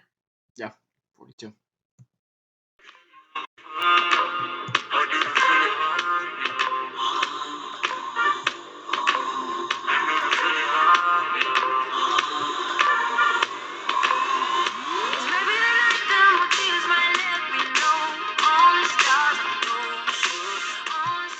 Coming in at number 41, we have All the Stars by Kendrick Lamar featuring SZA. This is the best song off the Black Panther soundtrack by a mile. I like the intro with the effects on Kendrick's voice, but the absolute highlight of the song is SZA. She sings a fantastic chorus that's super catchy and with great vocals. Kendrick's verses are really strong here as well. And SZA gets a verse of her own, and she certainly takes advantage of it. She certainly takes advantage of it using her talents really well. The entire song is just structured really well, and with that backing beat, building some really nice tension. And since it just releases it perfectly in the chorus, I really like the song. I had it up at 31. I am in fact still in my SZA era. In my personal opinion, I think that SZA carries the fuck out of the song, and I don't think it's close. I love her part. Like Kendrick doesn't fully ruin the song, but doesn't add anything noteworthy to it. I think SZA having the choruses is the right choice, since she is and she can have her spotlight. While Kendrick does an okay rapping during the verses, I don't like it. I don't like it enough to save it because of the pacing issue. But man, SZA's voice is fantastic. Yeah, song comes in at 41. You could break my heart in two, but when it heals, it beats for you. I know it's forward, but it's true. I wanna hold you when I'm not supposed to, when I'm lying close to someone else. Coming in number 40, we have Back to You by Selena Gomez. Unfortunately, I've seen the show that this is from, and is part of the reason why this song is so high for me personally. And that show unfortunately had a big effect on my life. I binged the first season in a day, and the rest of it I watched pretty religiously. But this was a comfort song. If you actually listen to the lyrics, plus Selena's voice is fantastic here. It's catchier. Yes, the chorus is on the slower side, but it works for me, and I have no regrets. This is another one that I had saved at one point, but ended up unsaving. Looking at it now, a couple years later, I made the right call. It's not a bad song or anything, but there's really no factor that makes it stick out and makes me want to come back to it. The beat is solid, but the rest of the song is fairly bland. Yeah. 40. Never make it. That's just too bitter for words. Don't wanna taste it. That's just too bitter for words. Don't wanna face it. But I think that I'm done tripping. I'm tripping. I've been sipping. That's how I can trust this feeling. Coming in number 39, we have Trip by LMA. I'm going to keep this brief because we've covered this song already. Honestly, did not know the song was popular enough to make two lists. I had it at 30 in 2019. I have it around the same spot. I had it at 28 here, a little bit higher. When I sit down, I'll say it again. LMA's voice sounds great over the soft piano and the fake trap beat, and it's a nice earworm for a song that's fairly simple. It's pretty clearly a vibe song, which I mentioned typically isn't my thing, but for some reason, this one really works for me. I was very okay on the song in 2019, and still am now, as I have it in 51 here. Ella sounds like SZA, but isn't as good of a isn't as good of a singer that SZA is. I like the beat behind her singing, but it doesn't quite keep my attention very well. For some reason, even though it is on the quicker side, I don't see the catchiness here, and the repetition of the title line hurts this from getting any higher. So, comes in at 39.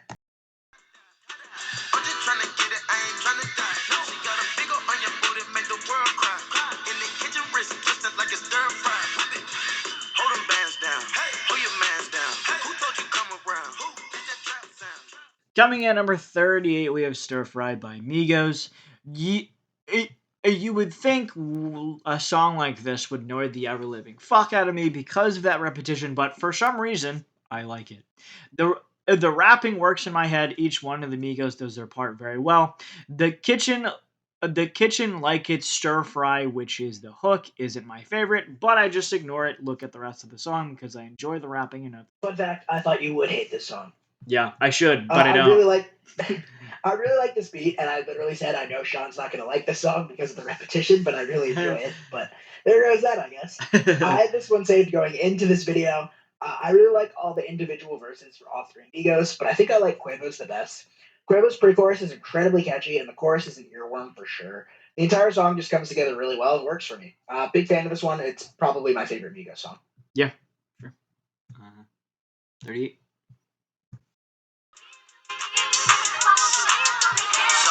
Cut up to, you know? Yeah.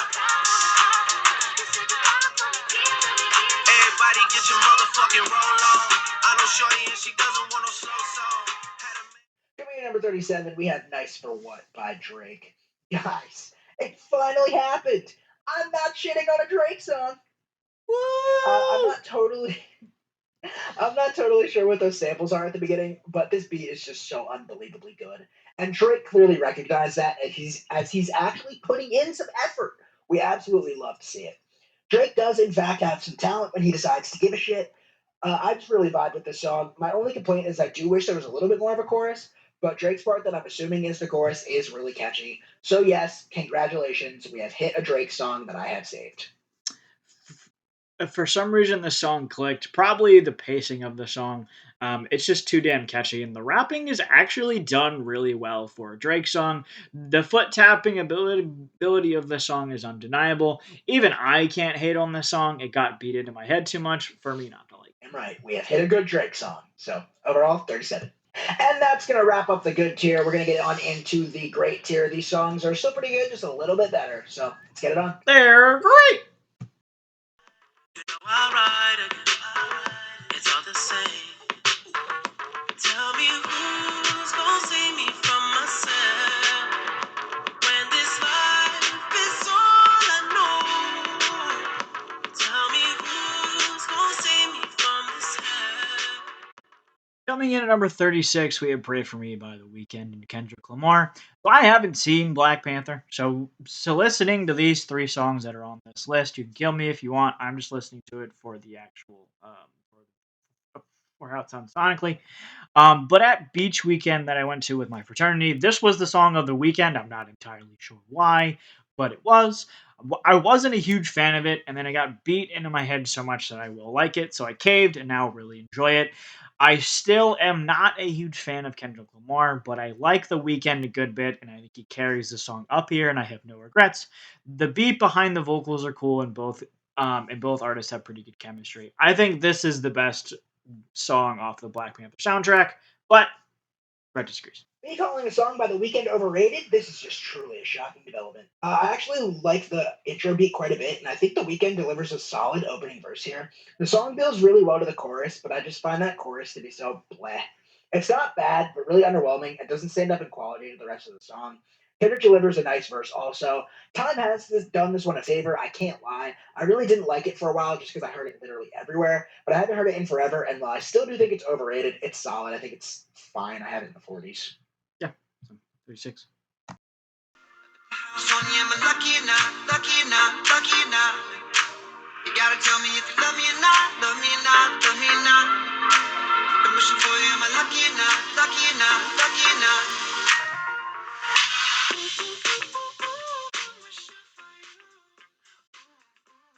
Coming in at number 35, we have What Lovers Do by Maroon 5 featuring SZA. The song is just super catchy all throughout. The backing beat in the verses is incredibly simple, but it really works. The chorus is catchy, and Adam hits some nice high notes. SZA's feature, honestly, I think is my favorite part of the song. She says it's a Scissor. great change of pace. She says it's a great change of pace and rides the beat super well. I think her vocals interplay in a really great way with Adams, especially in the bridge. They have a really nice vocal trade off there. It's just a solid, all around, really catchy song. So you're in Scissor is what you're saying. No, you are. Talk about a throwback. Put Maroon 5 on my car on purpose, and God knows how long. The beat behind Adam singing is honestly pretty funky. It isn't overly fast, but it makes up for it with the catchy factor. I forgot that SZA was even in this song, which adds a really solid verse. They speed up the song after SZA's verse for the chorus, which is cool. Another solid throwback. Yeah, so it comes in at 35. How you doing? When he came in, he said there's a lot of girls I can do it, but I can't without you. And forever in a minute. Coming in at number 34, we have Havana by Camila Cabello featuring Young Thug. Havana Unana. Thanks for ruining this song for me, buddy. You know who you are. I'm not shouting you out. But this song is still great nonetheless. The piano with a solid backing drum beat keeps the pacing up really well. And when I first heard the song, I wasn't sure how a Young Thug feature would fit, but it doesn't actually ruin the song. It did drop the song a few spots since it almost sounds like he's whispering, but Camilo gets over the non-great feature here. This song was ruined for me as well due to no fault of its own, and I don't really want to tell the story. Maybe Sean does, because I'm sure the same thing ruined it for him. Clearly, he did not also. I'm good on story, that. I'm good but on that. yeah. but it is catchy and I do still have it saved. Camila sounds great and her voice works great over the more Spanish sounding beat. I actually enjoy Young Thug here, which is a rarity. I think his verse comes in at the perfect time and provides a nice change of pace in contrast to Camila's. Unfortunate, I couldn't put it any higher due to outside circumstances, but a solid song nonetheless. Yeah, so 34. I've been on a low, I've been taking my time. I feel like I'm out of my mind. It feel like my life ain't mine. I don't wanna be alive. I don't wanna be alive. Coming in at number 33, we have 1-800-273-8255 by Logic featuring Alessia Cara and Khalid. So this is an incredibly complicated song to talk about. I used to really like it and have it saved, but then I saw an explanation from Diamond X Studios on why this was his least favorite song of all time, and he made some really great points that kind of soured me on the song a bit. The premise is obviously a good one on first look, with the name of the song being the old suicide hotline number. I'm pretty sure they've changed it since this point to a more simple number. I think it's like something that's only three numbers now, but I'm not 100% sure. Um, but I am going to bring up a couple of the points that he made in his video that soured me on the song before mentioning why I did enjoy it originally. So first off, you have that backing vocal of "Who Can Relate, Woo." It's just incredibly out of pocket when you consider the situation to have a woo in there. Another point that he made that really stuck out with me was, imagine you're feeling in this state of mind and hearing the song on the radio and hearing, "I just want to die today, I just want to die, and my life don't even matter, I know it." So he definitely made a couple of very valid points. Obviously, there are other lines in the song that say the opposite, but still. Now, for why I placed it as high as I did, I put it up. I put it at 47. Sean put it a little higher than I did. I think Logic has some great flow, and I do really enjoy the features. Alessia Cara sounds great vocally, and I do enjoy the song sonically. I haven't heard the song in forever because of the reasons that I mentioned. I did unsave it, but I did enjoy my listen for this video. But because of those reasons I did mention, I couldn't place it any higher than I did. The meaning of this song means no introduction, like Brett was saying. If you don't know what that number is, please look it up. I'm not going to explain it to you. I personally haven't listened to this song for that purpose, luckily. But when the song came out, I think I just avoided it just because of the context that the song has. But I listened to it for the first time for this video, or sorry, the first time last week when this song came on, as on last week, like when I recorded this, because it came on in the background of a TikTok video I was listening to, which means how happy my TikTok feed is. But anyways, but the significance of this song for so many people warrants this song to be higher on this list for me personally. Musically, I think Khalid and Alessia Cara have great verses that are pretty powerful as well. That's why I put it So a when you lot consider higher. everything, no, I mean I get why you put it higher, but you understand the points that Oh I yeah, well, yeah. not even the Oh points yeah. that I made. Yeah. Yeah. Overall, when you put it together, it comes in at 33. It lingers when we're done. You believe God is a woman. I don't wanna waste no time, yeah. You ain't got a one-track mind, yeah. Coming in at number 32, we have God is a Woman by Ariana Grande. Ariana Grande can, fun fact, sing, guys. If you didn't know that, she can do that really well. Quite well, actually. Why the song is down here is because it's not overly catchy enough to keep my attention. Ariana's voice is impressive, like it is in most of her songs. The beat behind her voice is incredibly basic, which I did think some spots for. I also don't love the slowdown during the chorus to extend the title line out for more space. It's a good one, but she definitely has better. I'm sure Sean expected me to have this higher since it is my girl Ariana. The backing beat is more trap style, but Ariana rides it well. And I mean, come on, it's Ariana Grande. Obviously, she kills the vocals. It's still a pretty catchy song, and I honestly don't really come back to this one enough. I don't really come back to it really ever, but I do enjoy it when it comes on. And her vocals at the end of the song are just absolutely incredible. At the end of the day, I just prefer other songs. Yeah. 32. Got that love, the crazy kind. I am his and he is mine. In the end, it's him and I. My 65 speeding up. Coming in at number 31, we have Him and I by G-Eazy with Halsey. Well, isn't this awkward, considering how the romance between these two ended? I had this song saved at one point, but ended up unsaving it just because I'm not the biggest fan of G-Eazy's parts, and he does have a majority of the song. And typically, I'm not the biggest Halsey fan, but her chorus is absolutely fantastic on this song. It's just so catchy, and she kills the vocals. It does drag on a tad long for my liking, coming in at around 4.5 minutes. I think if you shortened up some of G-Eazy's verses to make the song around 3 minutes and 30 seconds instead of 4 minutes and 30 seconds, it would get to save tier, but in its current state, close but no cigar. G-Eazy fucking crushed it. Way to cheat on your wife with "If I ever cheated, she'd cut my dick offline." Idiots. Anyways, musically, the song works incredibly well. I love the trade-off that Halsey and G-Eazy have here. This is when I thought G-Eazy had talent, and this was the first time I really heard Halsey's voice and fell in love with it. The lyrics are just hilarious, knowing the whole story. But this is an incredible song, even though I don't love G-Eazy. Yeah, so comes in at 31. Coming now, follow my lead. I'm in love with the shape of you. We push and pull like a magnet do. Although my heart is falling too. Coming in at number 30, we have "Shape of You" by Ed Sheeran. I think this was Ed's coming out party from an album perspective. Yes, X was already out and had Thinking Out Loud on it. But Divide had half of his top songs on Spotify on it. And this was an earworm that almost never went away. You would literally hear it in a grocery store, radios, parties, fucking everywhere. I love this song personally. I think he just has better ones on the album. But this is a banger that should get all of the love, even though it is fairly basic musically. The one ding I will have with it, though, is I don't love the ooh-I, ooh-I, ooh-I, ooh-I's at the end of the choruses, but other than that, it's a great song. Now, I really tried to take overplay out of account here because now that I've heard this song over 9 billion times in my lifetime, I'm slightly over it. But I do like the song. I have it saved. It's a really catchy one all throughout, and I enjoyed it a lot before it got beaten into my skull. I don't really have a ton to say on it because literally everybody knows the song, and I know for a fact that we're not done talking about it. So I'll leave a more in-depth discussion for the year that it ended up at 1. Yeah, 30. I was with you. We spent the weekend getting even. Ooh. Give me number 29. We have Girls Like You by Maroon 5 featuring Cardi B. This is another repeat from 2019. I had this at 25 there, and it's a very similar position here. I had it at 27. To echo what I said in that video, it's an overhated song. It's not a magnum opus or anything, but it's not really trying to be. If you just take it for a simple, enjoyable pop song, I think it delivers. The hook is catchy despite the overabundance of yeah, yeah, yeahs. There's a nice little guitar groove and some nice snaps here as well, and I honestly enjoyed Cardi B's verse other than the I play with this kitty like you play with your guitar line.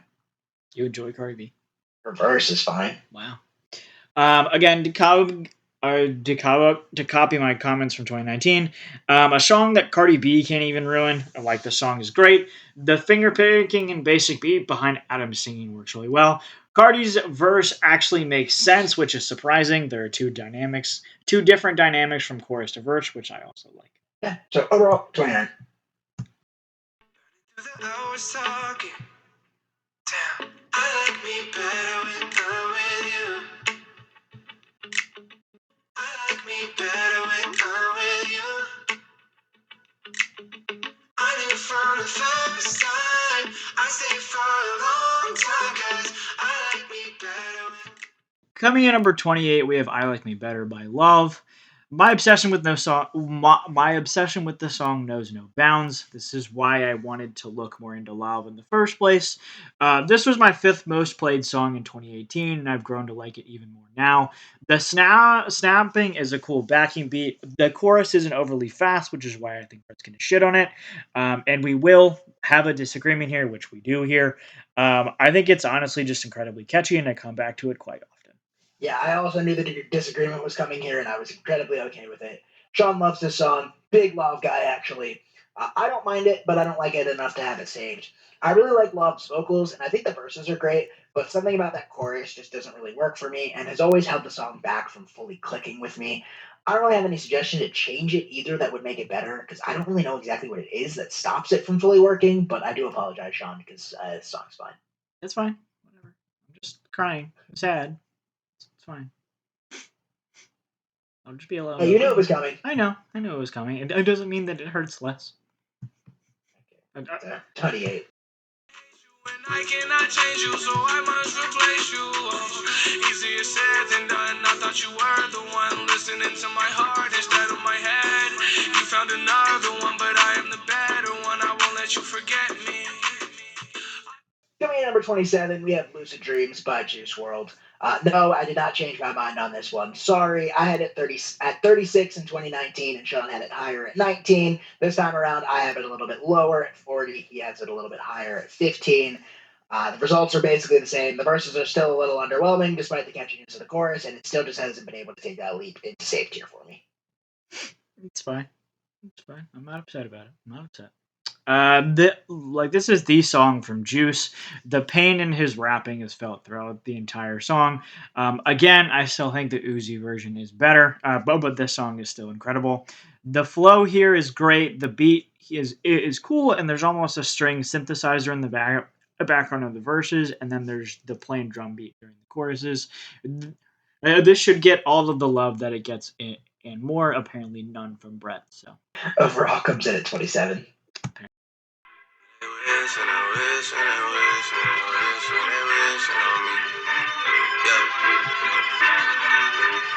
been moving calm, don't start no trouble with me. Trying to keep it peaceful is a struggle for me.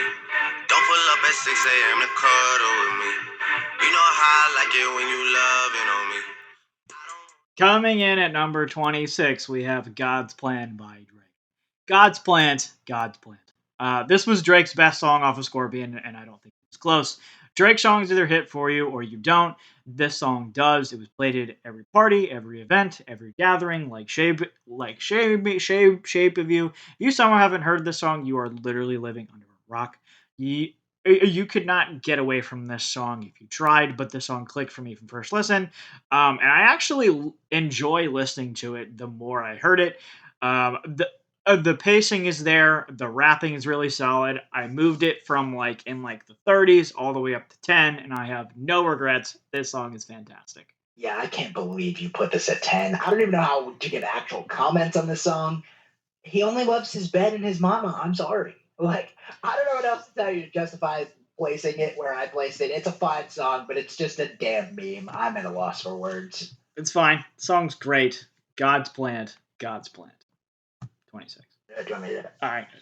And that's gonna end the great tier. We're gonna get into the just shy tier. These songs are better, but they're still missing a little something to get into the top tier. So let's see what they got going on. With the ball every day. She found her way out of the window to sneak out late. She used to meet me on the side in the city with the sun down set. And every day you know that we ride through the back streets of Coming in number 25, we have East Side by Benny Blanco with Halsey and Khalid. I had this song at 48 in 2019. I have it a little bit higher here at 44. I stand by what I said about it the first time. The definition of a good but not great song that just doesn't quite make it into safe tier, and the definition of a song that I would never seek out, but I wouldn't be upset if it came on. The beat is solid, and Khalid is fine, but Halsey is definitely the highlight. I got. It's fine. It's cool. I'm gonna have this way higher than Brent again, and I'm honestly cool with it and don't give a fuck, as I do. I have it 37 spots higher. I just love this song. I don't really can't really describe it. So when I was looking through this Billboard to listen to it, this was one of the songs that I was most excited to talk about. Just because I was obsessed with the song when it came out and still love it. Khalid and Halsey have amazing verses. Halsey's verse hits a little bit too close to home in the now we got pressure from taking our life more seriously. We have dead end jobs and got bills to pay. It was almost an auto one, but man, it was pretty close. Overall, comes in at 25.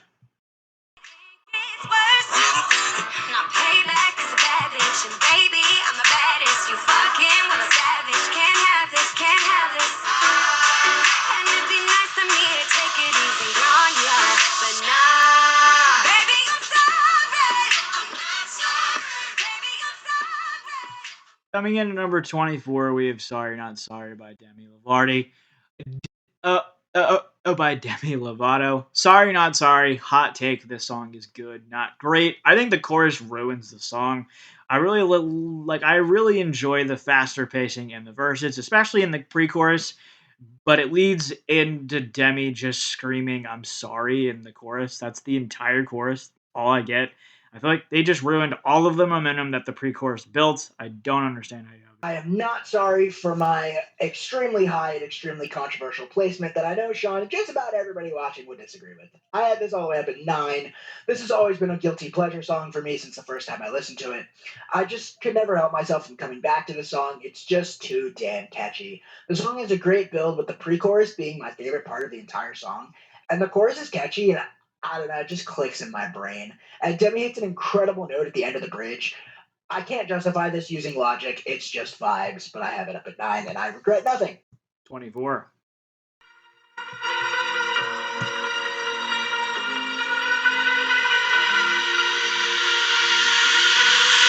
Falling too fast to prepare for this. Tripping in the world could be dangerous. Everybody circling his vultures. Negative, nepotist. Everybody waiting for the fall of man. Everybody praying for the end of times. Everybody hoping they could be the one. I was born to run. I was born for this. Run me like a racehorse. Hold me like a ripcord. Break me down and build me up. Coming in at number 23, we have Whatever It Takes by Imagine Dragons. Brett will have the song high due to the Washington Capitals using this song during their Stanley Cup champion run in 2018. And I'm waiting for the rant that will come to that. Looking at it, it's about half a page, so I'm pretty freaking excited for it. But musically, the song is good and not great. Not overly fast beat-wise, but the almost rapping in the verses are interesting. And then the loud instrumentation in the chorus is fine. Putting a song by Imagine fucking Dragons this high hurts me so much. But let me explain. I had this up at 8. Yes, I hate Imagine Dragons. They're genuinely awful 99% of the time. I've already ranted on them on this list like 3 times. But this song has a sentimental attachment that I can't break it from, and it just makes me smile so wide every time I hear the song. So, little backstory here. I'm an absolutely massive hockey fan, specifically your Washington Capitals. I'm an absolute diehard, borderline crazy person, honestly. I Not own like 3 borderline. jerseys. My apartment, not borderline. Well, I own like 3 jerseys. My apartment's decked out in Cap stuff. I have tons of other Caps gear. And this song was used by them as a hype song one year before the team came out onto the ice and they introduced the starting lineups. They'd always play the opening verse, which, in my opinion, is 100% the best part of the song. And they play the chorus as well, which I do really like as well. So I liked the song from hearing it at the games, so I checked it out and got pissed that I actually liked an Imagine Dragons song, but I liked it enough to save it anyway. So, is it that high because the Capitals used it one year as a walkout song? No. But a funny thing happened that year. It was 2018, and the Capitals won the damn thing. Yes, June 7th, 2018, Stanley Cup champions. So this song kind of became the anthem of the Cup run, and since I'm a crazy person and the Capitals winning the Cup was the best day of my life, I literally cried. There's just so much emotional attachment to this one. Fluky double overtime goals were scored, demons were exorcised, game sevens were won, the save was made, and Lars Eller has free beers in DC for life. So, yeah, I mean, it's a good song that gets elevated to great in my book by the 2018 Stanley Cup champion, Washington Capitals. See why I wanted to go first, Brett? See why I wanted to go first? Yeah. Yeah. 23. With that look in your eye, you really ain't going nowhere without a fight. You can't be reasoned with dumb being polite. I told you 1, 2, 3, 4, 5, 6,000 times. Haven't I made it obvious? Coming in number 22, we have Friends by Marshmello and Marie. There is a version of the song with Boogie with the Hoodie, which is much better, which you should check out, by the way. But this version isn't bad. I think the beat carries the song up here, honestly. I like Anne's voice, but the guitar and backing beat brings her in really well. The build up to spelling friends out is underwhelming, but the vocals and beat can get it over. This is the self-proclaimed friend zone anthem. Never been there before. Insert nervous laughter here. I really like the backing guitar. I really like the backing guitar, and I think it works well with Marshmallow's beat. The beat drop in the chorus works with Anne Marie singing, and her vocals are great. Especially those backing vocals, the oohs, I think sound fantastic. The entire song just flows really well. I like the verse, and they lead into the catchy pre-chorus well. The pre-chorus builds the tension for Marshmallow's drop, and again, I like the vocals being paired with the drop. The one thing that I don't like about the song is there's a bleep out in here for some reason. Let her drop that f bomb, especially when she says shit like 2 words later. It just doesn't make a whole lot of sense why they bleep that out. But I'm a big fan of the song. I haven't heard it in a while, and I enjoyed returning to it. Yeah, me too. We turning it up. Ain't got no tears in my body. I ran up, but I like it. I like it. I like it. Don't matter how, what, when, who. Coming in number 21, we have No Tears Left to Cry by Ariana Grande. Fun fact, I actually wasn't crazy about the song when it came out because I thought it was wordy. It still is a little wordy, but it's really grown into one of my favorite Ariana songs. There's a great beat, and Ariana naturally kills it vocally. The chorus is really catchy despite said wordiness, and it really just stays in my head. Honestly, it's just a really well done pop song. The picking it up a repetition is fairly annoying, and that's always been the nitpick with this song. Ariana's vocals are as good as ever, and the beat behind her vocals work incredibly well. She shows some range going up and down an octave, but the repetition does ultimately keep the song down lower than it probably could be. Fun fact: this song was where the "No Ears Left to Bleed" new tier came from. So thanks. Yeah. So overall, comes in at 21. Can I swim in your divine? 'Cause I don't think I'd ever leave this place. Oh, turn the lights down low. Yeah, now I'm feeling you breathing slow. Coming in number 20, we have "Lights Down Low" by Max featuring Nash. I've had this song saved for a long time, and the acoustic guitar sounds familiar that I've learned at some point in my life. It is fairly simple. It could be the acoustic part that I enjoy, but Max's voice is great, even though it is fairly basic musically. I love that bigger band feel in the choruses. I would have liked a faster tempo wise, though. But what does hold me back from putting it any higher where Brett has it, if I had it just the normal version, easily top 10. But what holds it back for me is I just do not like Nash at all. I think his voice is nasally, doesn't sound good. I think it honestly ruins the song. The version with just Max is so much better, and that version I do have saved, and this version I don't. I've always thought the song was better than people gave it credit for. I like the acoustic guitar at the beginning of the song, and I think Max sounds great vocally, especially in that pre-chorus. The chorus is very simple, but again, it's incredibly catchy, and I think Max kills it once again vocally. Nash's verse is solid, but I definitely think it's the weak point of the song. I also really like the ending of the song where the backing instruments come in and the pace picks up. An underrated one for sure that I don't come back to enough. Yeah, I agree. Funny. Noise, but I just wanna hear your voice. I'm one number away from calling you. I said I was through, but I'm dying. Inside, got my head in a mess. Girl, I confess, I lied when I said I'm leaving, not coming back. Coming in at number 19, we have One Number Away by Luke Combs. I think Luke Combs' voice honestly sounds great over the backing instrumentation here. I really like the verses, and that chorus caught me pretty off guard as well. I've never heard the song before, and honestly, I really like it. Can confirm I did indeed save it. Sean would be proud. Wow. And every video, yep, I saved it. And every video we've done with Luke Combs in it, I've said he sounds so much better on slower songs like this, and this is no exception. It really caught me off guard just how much I enjoyed the song. Honestly, even if you don't like country music, I'd check this one out because it clicks for me. Wow. I'm shocked. I'm stunned. Guys, this is great. Yeah. It's a new developments here. But the yearly slow Luke Combs song, I think this one is fantastic. The verses are slower, or sorry, the verses are on the slower side, but the pre-chorus and the chorus are definitely the bright spots here. The chorus speeds the tempo up slightly, and Luke gets louder vocalized as well. They keep up the chorus tempo in the following verses. I haven't heard the song in forever, but I love it when it does come on. I completely agree. Comes in at number 19.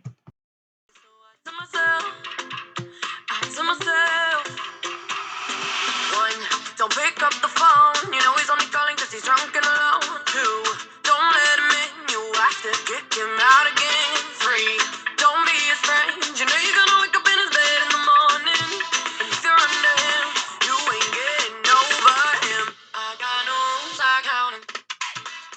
Coming in number 18, we have New Rules by Dua Lipa. I think Dua Lipa does pop songs really well, and this is another example of that. The beat behind Dua's voice is pretty basic, but it does its job, I think.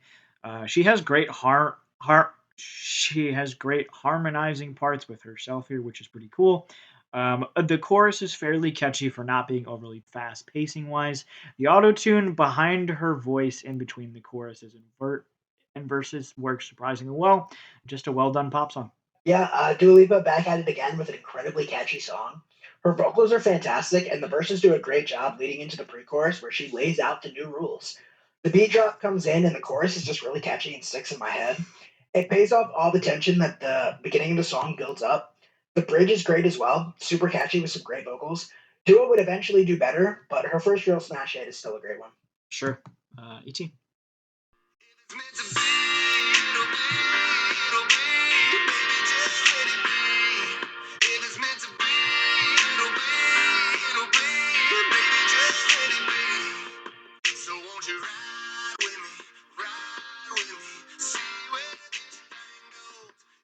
Coming in at number 17, we have Meant to Be by BB Rexa featuring Florida Georgia Line. This is another song that people just rip on, and it really confuses me why.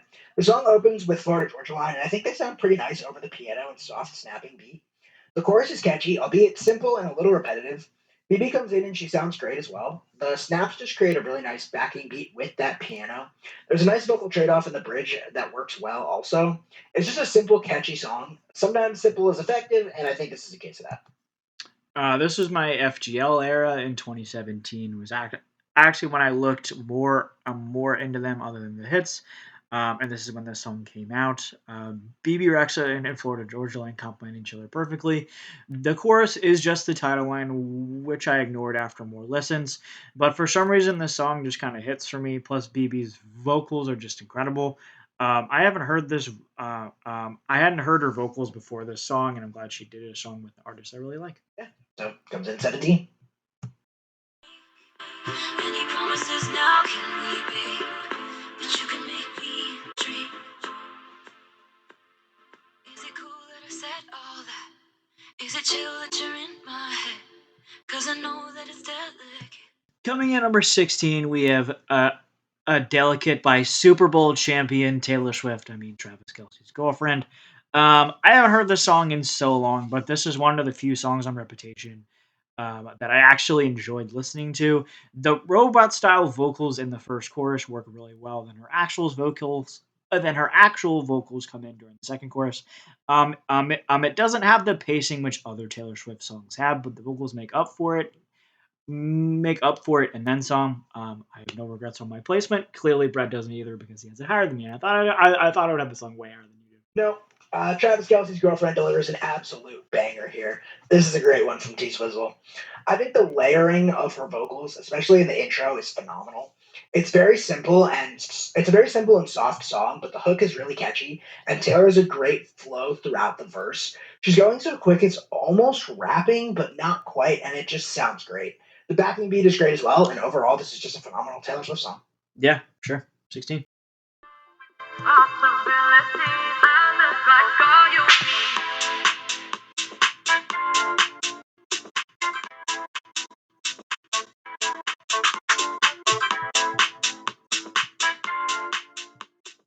Coming in at number 15, we have One Kiss by Calvin Harris and Dua Lipa.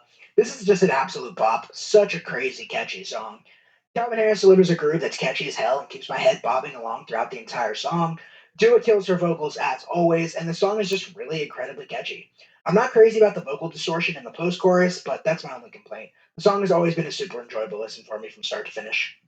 Um, I told I totally forgot the song existed. Holy shit, what a throwback. Apparently, I didn't have the song saved somehow. Don't worry, I do now. The beat, as basic as it is, works extremely well behind Dua's singing. Dua releases the tension from the verses and that build. This is such a party slash disco song. It's not even funny. My only complaint is the beat drop with Dua just saying one with effects on her voice. The vibes are up to 11 on this song, and so is the. Yeah, this is a great song and comes in at 15. She said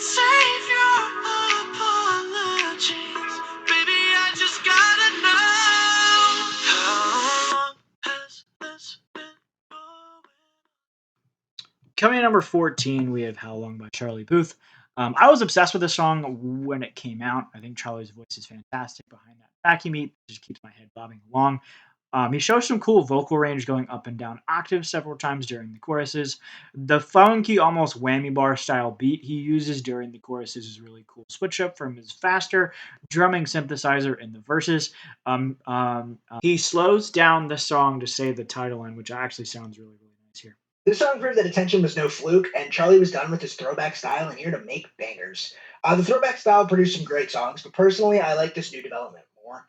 The song opens up with some great bass that creates a nice groove that I can't help but dance along to. I think the verses and pre-chorus build insanely well to that chorus, and the chorus comes in and is really solid.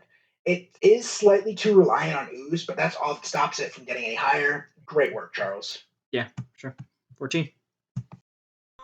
To be happier, I want you to be happier. When the morning comes and we see what we've become. In the cold light of day, we're a flame in the wind, not the fire that we begun. Every argument, every word we can't take back. Coming in number 13, we have Happier by Marshmello featuring Bastille. I had this at 14 in 2019, and I expected similar placement again. I got it. I put it at 16. What I said in that video still stands true. Bastille sounds great vocally, and he's complimented with a great beat from Marshmello. The verses flow super well into that EDM drop in the chorus, and it's a pretty good drop. It's a really catchy song all throughout, and I never get tired of it. I don't have a ton to say about it, and especially because we already talked about it once, but it's a really solid song. The beat from Marshmello here is awesome. Bastille has some great vocals as well. The verses aren't lackluster and keep the pacing from the choruses. I love the build to the choruses and that choruses hits. Plus, there's an almost swayed horn section after each of the choruses for added sound, which is pretty dope. A song I used to play fairly often, and one of the few Bastille songs I come back to quite often. Yeah, great song. Comes in at 13. And that's going to wrap up the Just Shy tier. We're going to get on into the top tier, the cream of the crop, the top 12 songs that 2018 has to offer. Let's get it on.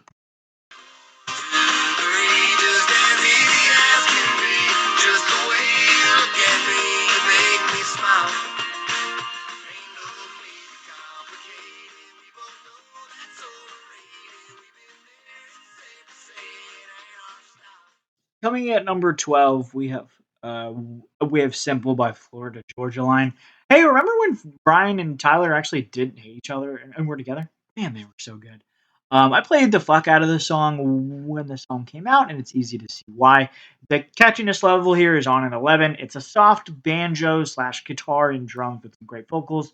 The catchiness and head bobbing works for a great driving in the summer song and a top song on a Billboard chart like this. Yeah, honestly, this is my favorite Florida Georgia Line song, and I'm sure Sean will love seeing me put a song of theirs this high. Wow. But I've always really liked it, honestly.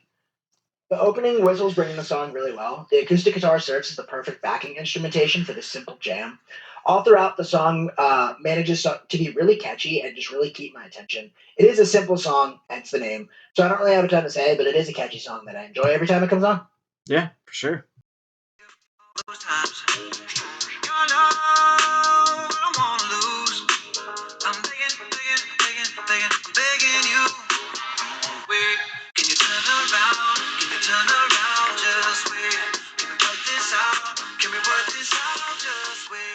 Coming in at number 11, we've got Wait by Maroon 5. Don't go widow, just wait. I gravitated to the song since the first time I heard it. The intro brings in the song really well, and Adam Levine sounds great writing that intro section. The beat comes in with the pre-chorus, and it's just super catchy. And then that chorus rocks just as hard. I just can't get it out of my head. Adam Levine uses his upper register in the second half of the chorus, and he hits some impressive notes. The bridge slows it down and builds the tension for that final chorus, which is just welcome every time it comes back around. I know a lot of people shit on newer Maroon 5, but I think this is a really great song. It's probably my favorite of their more recent material, and I come back to it forever. Don't go widow, just wait. Inside joke. Anyways, the intro of banjo style acoustic guitar with Adam singing is great and gets even better when the beat actually comes in. It's simple, but Adam's voice is fantastic. And when I first heard this song, the repetition annoyed me, but then Adam's voice went up a few octaves a few seconds later, and I instantly forgave him in terms of a song. It is incredibly basic, but I can get over that with Adam's great vocal talent. Yeah, great song. Comes in 11. watch all night long. Yeah, I know we'll turn heads forever. So tonight I'm gonna show you all. When I walk with you, I watch the whole room change. Baby, that's what you do. Coming in at number 10, we have Finesse by Bruno Mars featuring Cardi B. This is a song even Cardi B can't even ruin. Bruno Mars is too good. Unfortunately, Bruno decided to infect himself with the backyardigan disease. I don't know why he did that. But Bruno fucking kills his verses and the choruses. The beat behind his vocals are almost 90s rap-esque style, which is really well done. Another song that isn't incredibly fast, but the vocals make up for it. But the backyardigan part is why I don't have it any harder, is why I don't have it any higher, and I have no regrets. Fuck Cardi B. Guys, this is the best verse Cardi B has ever and probably will ever deliver. It opens up the song, and honestly, I think it's solid. And dare I say it, I miss it in the version of the song without her. Yeah, yeah. This beat is absolutely fantastic, and Bruno just has so much swagger on this song that it comes across so effortlessly. It's incredibly catchy in the 90s style vibe. The song he's going for just clicks all the right buttons in my brain. And then Cardi comes back in for the bridge, and honestly, she still does a great job there too. Bruno had some great notes as well, and honestly, I forgot just how much I enjoyed the song. Can't believe you just said that you missed the Cardi B part. Yeah, Cardi B did something good. Wow. 10. She wants a granddaddy preaching the service. Yeah, she wants magnolias out in the country. Not too many people save a daddy some money. Coming in at number 9, we have Marry Me by Thomas Rhett. This is a heartbreaking song about not marrying a woman you love. You can really feel the emotion and the heartbreak in Thomas's voice. So when I first heard this song for the first time, I thought it was such a happy song about a wedding day, and then I actually read the lyrics, and it's truly shattering. Everyone has had this happen to them at some point in their life. Most people can relate to these lyrics. I can. I know our co-host here can as well. The ballad musically is extremely powerful, and some amazing vocals here from Thomas. I cannot believe that you put this song at 30, to be honest with you. This song, wow. Just wow. It is far and away one of the most emotionally powerful songs I've ever heard in my entire life. For the first time I listened to this song, it hit me not even like a ton of bricks or a chunk of bricks, more like a rocket ship of bricks. To this day, it is still one of my sad song go tos, if not my go to. If I'm sad and just want to listen to something that conveys that mood, boom, put this song on and it gets the job done every single time without fail. And not to mention, the storytelling in this song is phenomenal. Every single word, you can picture exactly what's happening and you just feel the emotion. So, suppose I should probably talk about the song itself now. It starts with Thomas Rhett describing the wedding of his dream girl, the dream girl that you would expect him to be marrying. The first verse just has a great flow in general, and it leads really well into that chorus, painting a picture of the wedding where you're assuming Thomas Rhett, our main character of the song, is the groom in said wedding. But that's when you get to the plot twist. Yes, you want to get married, but she don't want to marry me. You realize our main character isn't the groom. The main character is the guy at the wedding who's hopelessly in love with this girl, the bride, and is watching her get married off to another dude. It's just absolutely heartbreaking stuff. The second verse continues the story, talking about how they almost kissed once. Now, he's always wondered if the girl felt the same way since they've been best friends for a really long time. But then he got the invite to the wedding, and it was too late. I know her daddy's been dreading this day, but he don't know he ain't the only one giving her away. I mean, just wow. The bridge builds up the instrumentation, and you think this is it. This is the time he's going to tell her, and it's going to be a happy ending here for our main character. And he thinks about it, but he doesn't. But I ain't going to mess it up, so I'll wish her the best now. Just a true masterpiece of a song. Honestly, one of my favorites of all time. A great listen no matter what mood I'm in, but especially if I'm feeling down, this one just hits. And I think it deserves every bit of my number one placement. I cannot believe that Sean put it at 30. I think it's a fantastic song. Yeah. It was more of I just the more I listened to it, the more I just put other songs above it. It wasn't necessarily a knock at that one, but it was just more of me like that was better. Get me wrong. But 9.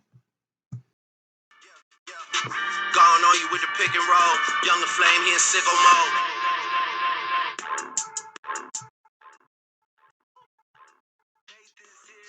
got ice on in the booth. At the gate outside, when they pull up, they give me loose. Yeah, jump out, boys. That's Nike boys hopping our coast. This shit way too big. When we pull up, give me the loot. Coming in number 8 is Sicko Mode by Travis Scott. This was my fraternity's party song of 2018. I heard this song like 4 times in a 4-hour party, and honestly loved every second of it. This is a 5-minute rap song that feels like a 2-minute one. Travis murders his verses here. The beats are fucking dope behind it, and the "Gimme the Loot" can be heard from miles away. Drake has an uncredited verse that actually slaps and is a perfect compliment. Um, who else can be out like a light A and just incredible rap song from start to finish? Yeah, this is another one we've covered already. I'm not going to go too in depth. We've covered it once. We're going to cover it again.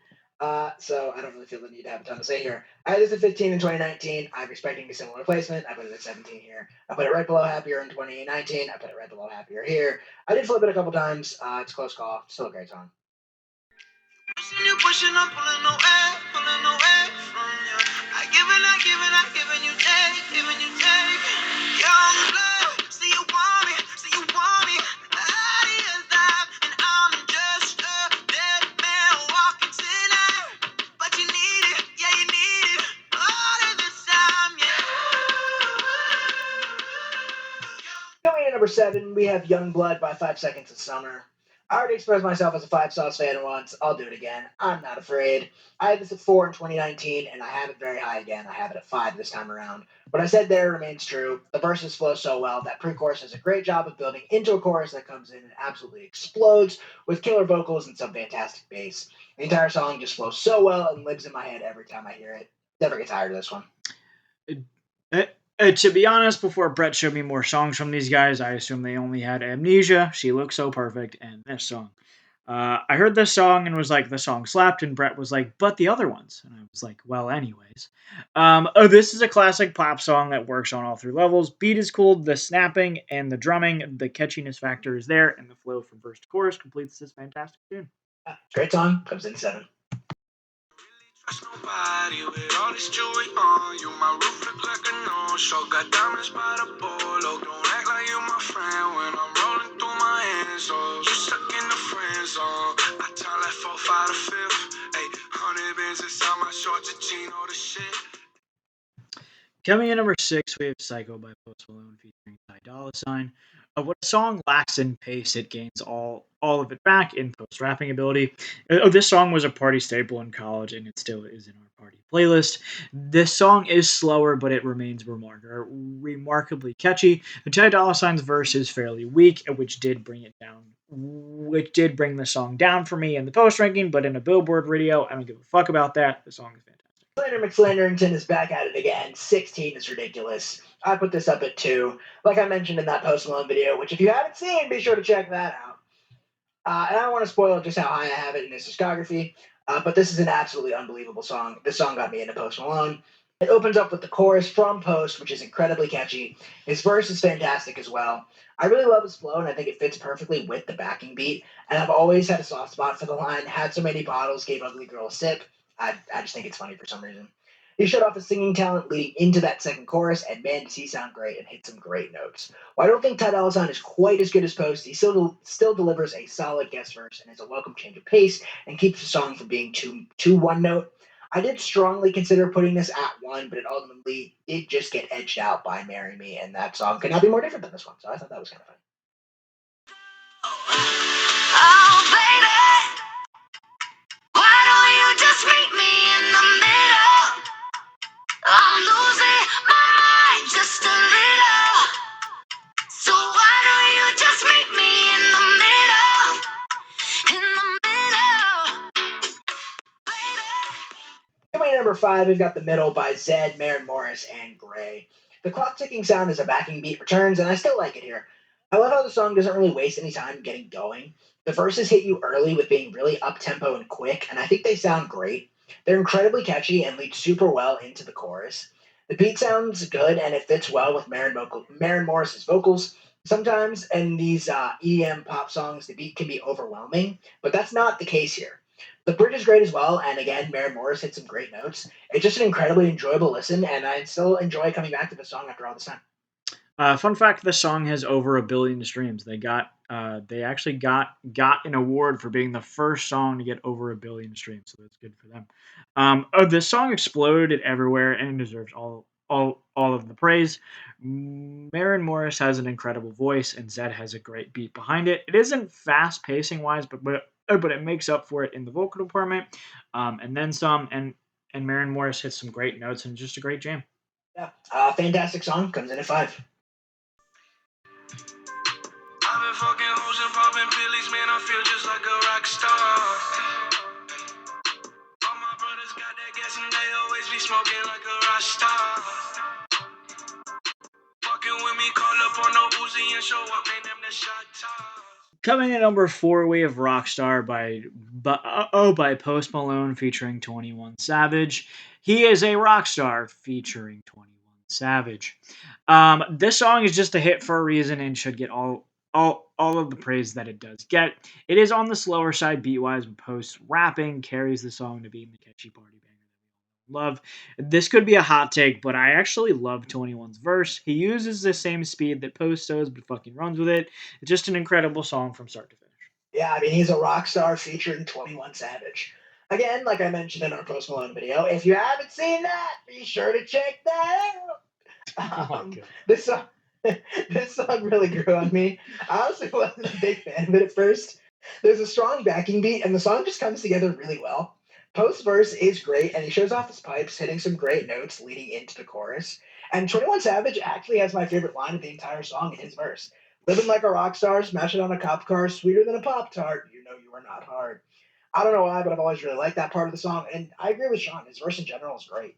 I'm glad I ended up giving the song the respect it deserves. What a banger! And be sure to check out that Post Malone video. Because it is indeed a banger from start to finish. So a great song, comes in at 4. Brown's body, so hot this shit turned into Freaky Friday. But we got no choice but to turn this bitch sideways. I can't believe that it's Freaky Friday. It's Freaky Friday. I'm in Chris Brown's body. I drive his Ferrari and I'm like skin black. Coming in at number 3, we have Freaky Friday by Lil Dicky featuring Chris Brown.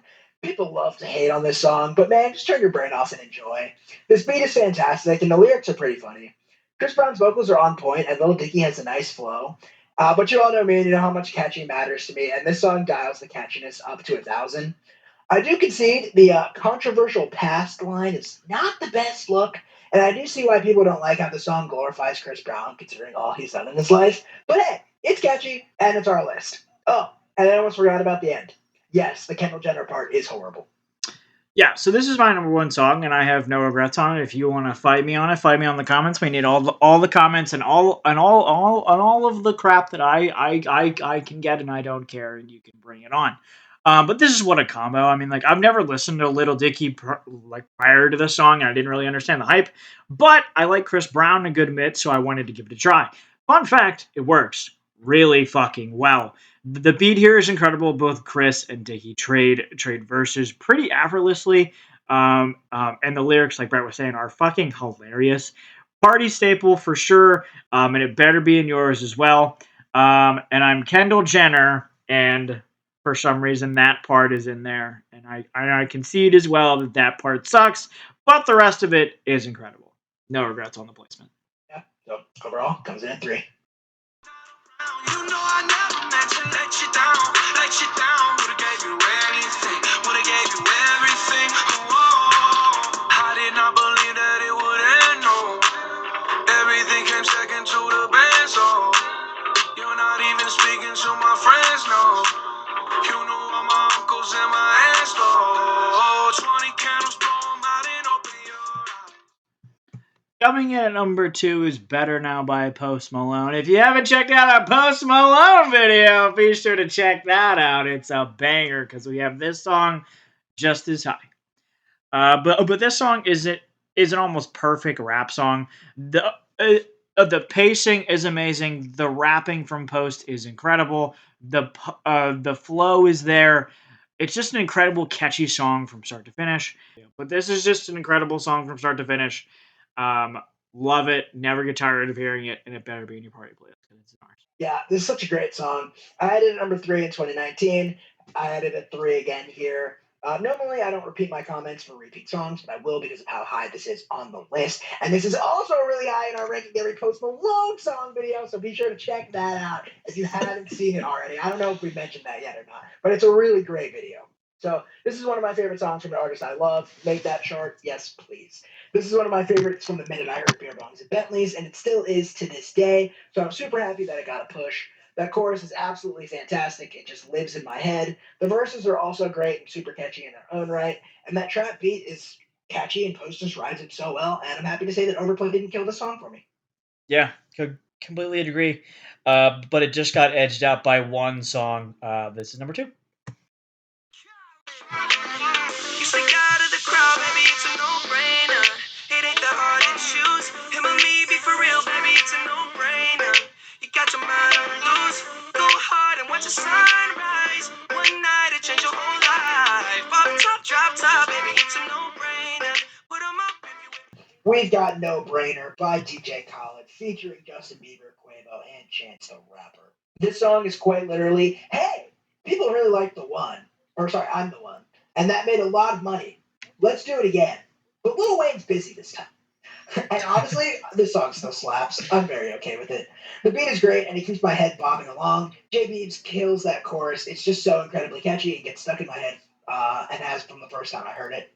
Quavo delivers another fantastic verse with great flow, and it's super catchy. Chances is solid as well. I love the trying to choose between him, Justin, Quavo, and Assad, who's DJ Khaled's son. The random censoring of the word booty has always confused me, but it is what it is. And J Beebs even gets his own verse to replace Lil Wayne here, and he delivers. Just an overall incredible ride that's so catchy all throughout. It's a great summer song, but I'm really happy to hear it any time of the year. Not every day you hear 4 artists on the same song, and each one of them do their part, do a fucking T. Each artist uses the same beat from the intro and just fucking kill it. Quavo's is probably the weakest, but it isn't bad by any means. The hook is incredibly catchy and keeps my head bobbing along the entire song, and it doesn't feel like an over 4-minute song. Just a banger from start to finish. Justin's great, Quavo's great, Chance is great, and another one from DJ Khaled. Yeah, fantastic song, and I think it's definitely deserving of coming in at that top spot. Yeah, for sure. That's going to wrap up our 2018 Billboard video. Just some overall final thoughts here. So we had 13 songs in the top tier, 12 in the just shy, 10 in the great, 7 good, 10 average, 18 meh, 14 bottom, 7 exceptionally terrible, and 3 in that new got no years left to bleed tier. Overall, when you compare this to the other Billboard videos we've done, there's not a lot of middle ground on this list. I feel like a lot of songs were either really good or really shit. Honestly, the first time we went through and did the tiers, we didn't have an average tier originally, and like I said, we had to invent that "Got No Ears Left to Bleed" tier. The top end of this list is fairly strong, but the bottom end is by far the strongest bottom end of any video that we've done. The top end here is better than 2019's, but not as good as 2020's. So overall, when you throw it in to the total year-end list ranking, we still got 2020 coming in at that number 1 spot, followed by 2019 at number 2. This came in at number 3 just because that bottom is really bad. Then you got 2021, 2022, and 2023 still bringing up the rear. I don't know that anything's passed in 2023. Yeah, if anything does, I'll be stunned. Who knows? 2024. Who knows? Who knows? God. Who knows? But no, I mean, yeah, I mean, like Brett was saying, I'm like, the reason why it took me at least so long to do it is because I looked through it and it's like these like there's outside of like the top like 15 that I obviously had higher, like there's nothing I was looking forward to with this list. Nothing. So it's like it was one of those like I just got to push through it and we'll figure it out. And like I think the fact that we didn't get to the good tier till what, like 48 or something like that. Yeah, but that's around normal for a Billboard video. This has a little bit of less songs that are good than. So the reason that we talked about this, and the reason that this ended up lower than 2019 is because of the bottom here. The top end, like I said, the top end of this list is better than 2019, but 2019 has more songs that are good. So 2019 had 13 top tier, 13 just shy, 13 great, 9 good. It says 13 top tier, 12 just shy, 10 great, 7 good. And 2019 had way more in the average, where this had a lot more in the bottom area. So the number of good songs, the songs that are here are good. They're better than 2019's, but the number of good songs, there's more of them in 2019. Yeah, and I think like I don't. Not that this wasn't an enjoyable listen. It was just like it's like it was either like really good or like I don't want to listen to this ever again. Yes. I mean, we had to invent the God Know Your Stuff to delete tier for a reason. Yeah, I mean, like there's no. I mean, like there's no 6ix9ine. There's no need for that. But No, there still is. Thunder still exists. fair enough. So that's all I have to say about this video. Do you have anything else you want to add? No, I mean, like, comment, subscribe, anything else that would help us out here. If you haven't checked out for the last time, if you haven't checked out the Post Malone video, that video was the last video that is going to be posted. So be sure to check that out. For what's coming next, we have Brett's artist coming up, and then mine, and then a together, and then like another Billboard. So, but the videos are more spread out just to give us more time to do them. And then when it gets close to the summertime, we'll do an update video on what's going on in the summertime. Yeah, like Sean mentioned, be on the lookout for my video coming up in 2 weeks. We are planning on putting out a bigger video like this every 2 weeks, with the songs of the week coming every Friday. These videos will be up on Sundays every 2 weeks. So the thought is here, it gives us more time to work on them, and we don't want to fall behind. I'm so really busy with school and stuff like that. So the further we can plan ahead, the easier it is for me to make sure that I have everything done on time. And like Sean mentioned, when my schedule changes over the summer, we will be doing an update video as to what's going on, because the video schedule will change and slow down a little bit like it has over the past couple summers. Um, It'll be pretty straightforward, pretty standard with what you've come to expect from us over the summer. But we would just like to make y'all aware of it, so we will be doing an update video for that. But there still are some fun things you can look forward to over the summer. Sean's got a really cool video in the works. And then we'll be doing a pre-record for one of the artists that we would like to update, so that should be pretty fun as well. And there'll be a couple more normal videos mixed in there as well. So the output will be the same every 2 weeks. But, the videos might be a little bit smaller. And that video of mine that's next is a big one, and it's one that I'm really looking forward to. So I hope you guys enjoy it and are looking forward to it when it comes out in a couple weeks. Yeah, it'll be fun. And not to toot my own horn or anything, but I'm gonna do it anyways. I showed him those guys, so I'm just gonna toot my horn out before the actual video comes out, because I can do that. Okay. But no, like, it'll be a good video. I'm working on mine to give to him, so that way we can kind of trade off and get. So that way I can get my stuff done, and then I'm gonna get his done, and then we'll do the together one, talk about it, and it'll be fun. Yeah. That's what's coming down the pipe. I mean, it's pretty simple. I mean, like we want to get like 6 or 7 videos done before you leave, but like that's gonna get us to August pretty much. Yeah, everything should be pretty status quo for the foreseeable future. Like I mentioned, we will have that update video just because there will be a couple changes to the schedule, mostly along the lines of the songs of the week and less along the lines of the bigger videos. Yeah. But Yeah. so that we will have a small update video coming out probably in around June. But yeah, everything should be every 2 weeks. Look forward to a video. That should be the goal. We're trying to get ahead, trying to stick with it and have a consistent schedule for y'all. So, like always, if you guys have any things you want to see, let us know. We do read all the comments. That's all I got. Yeah, I got nothing else. Just like, share, subscribe, all that fun stuff. If there's anything that you guys thought that we slandered that you thought were better or whatever, please be sure to let us know. And video ideas that you guys have, please shoot them in the comments, and we'll get those in mind. So that's been And it. that's been it. Peace. Peace.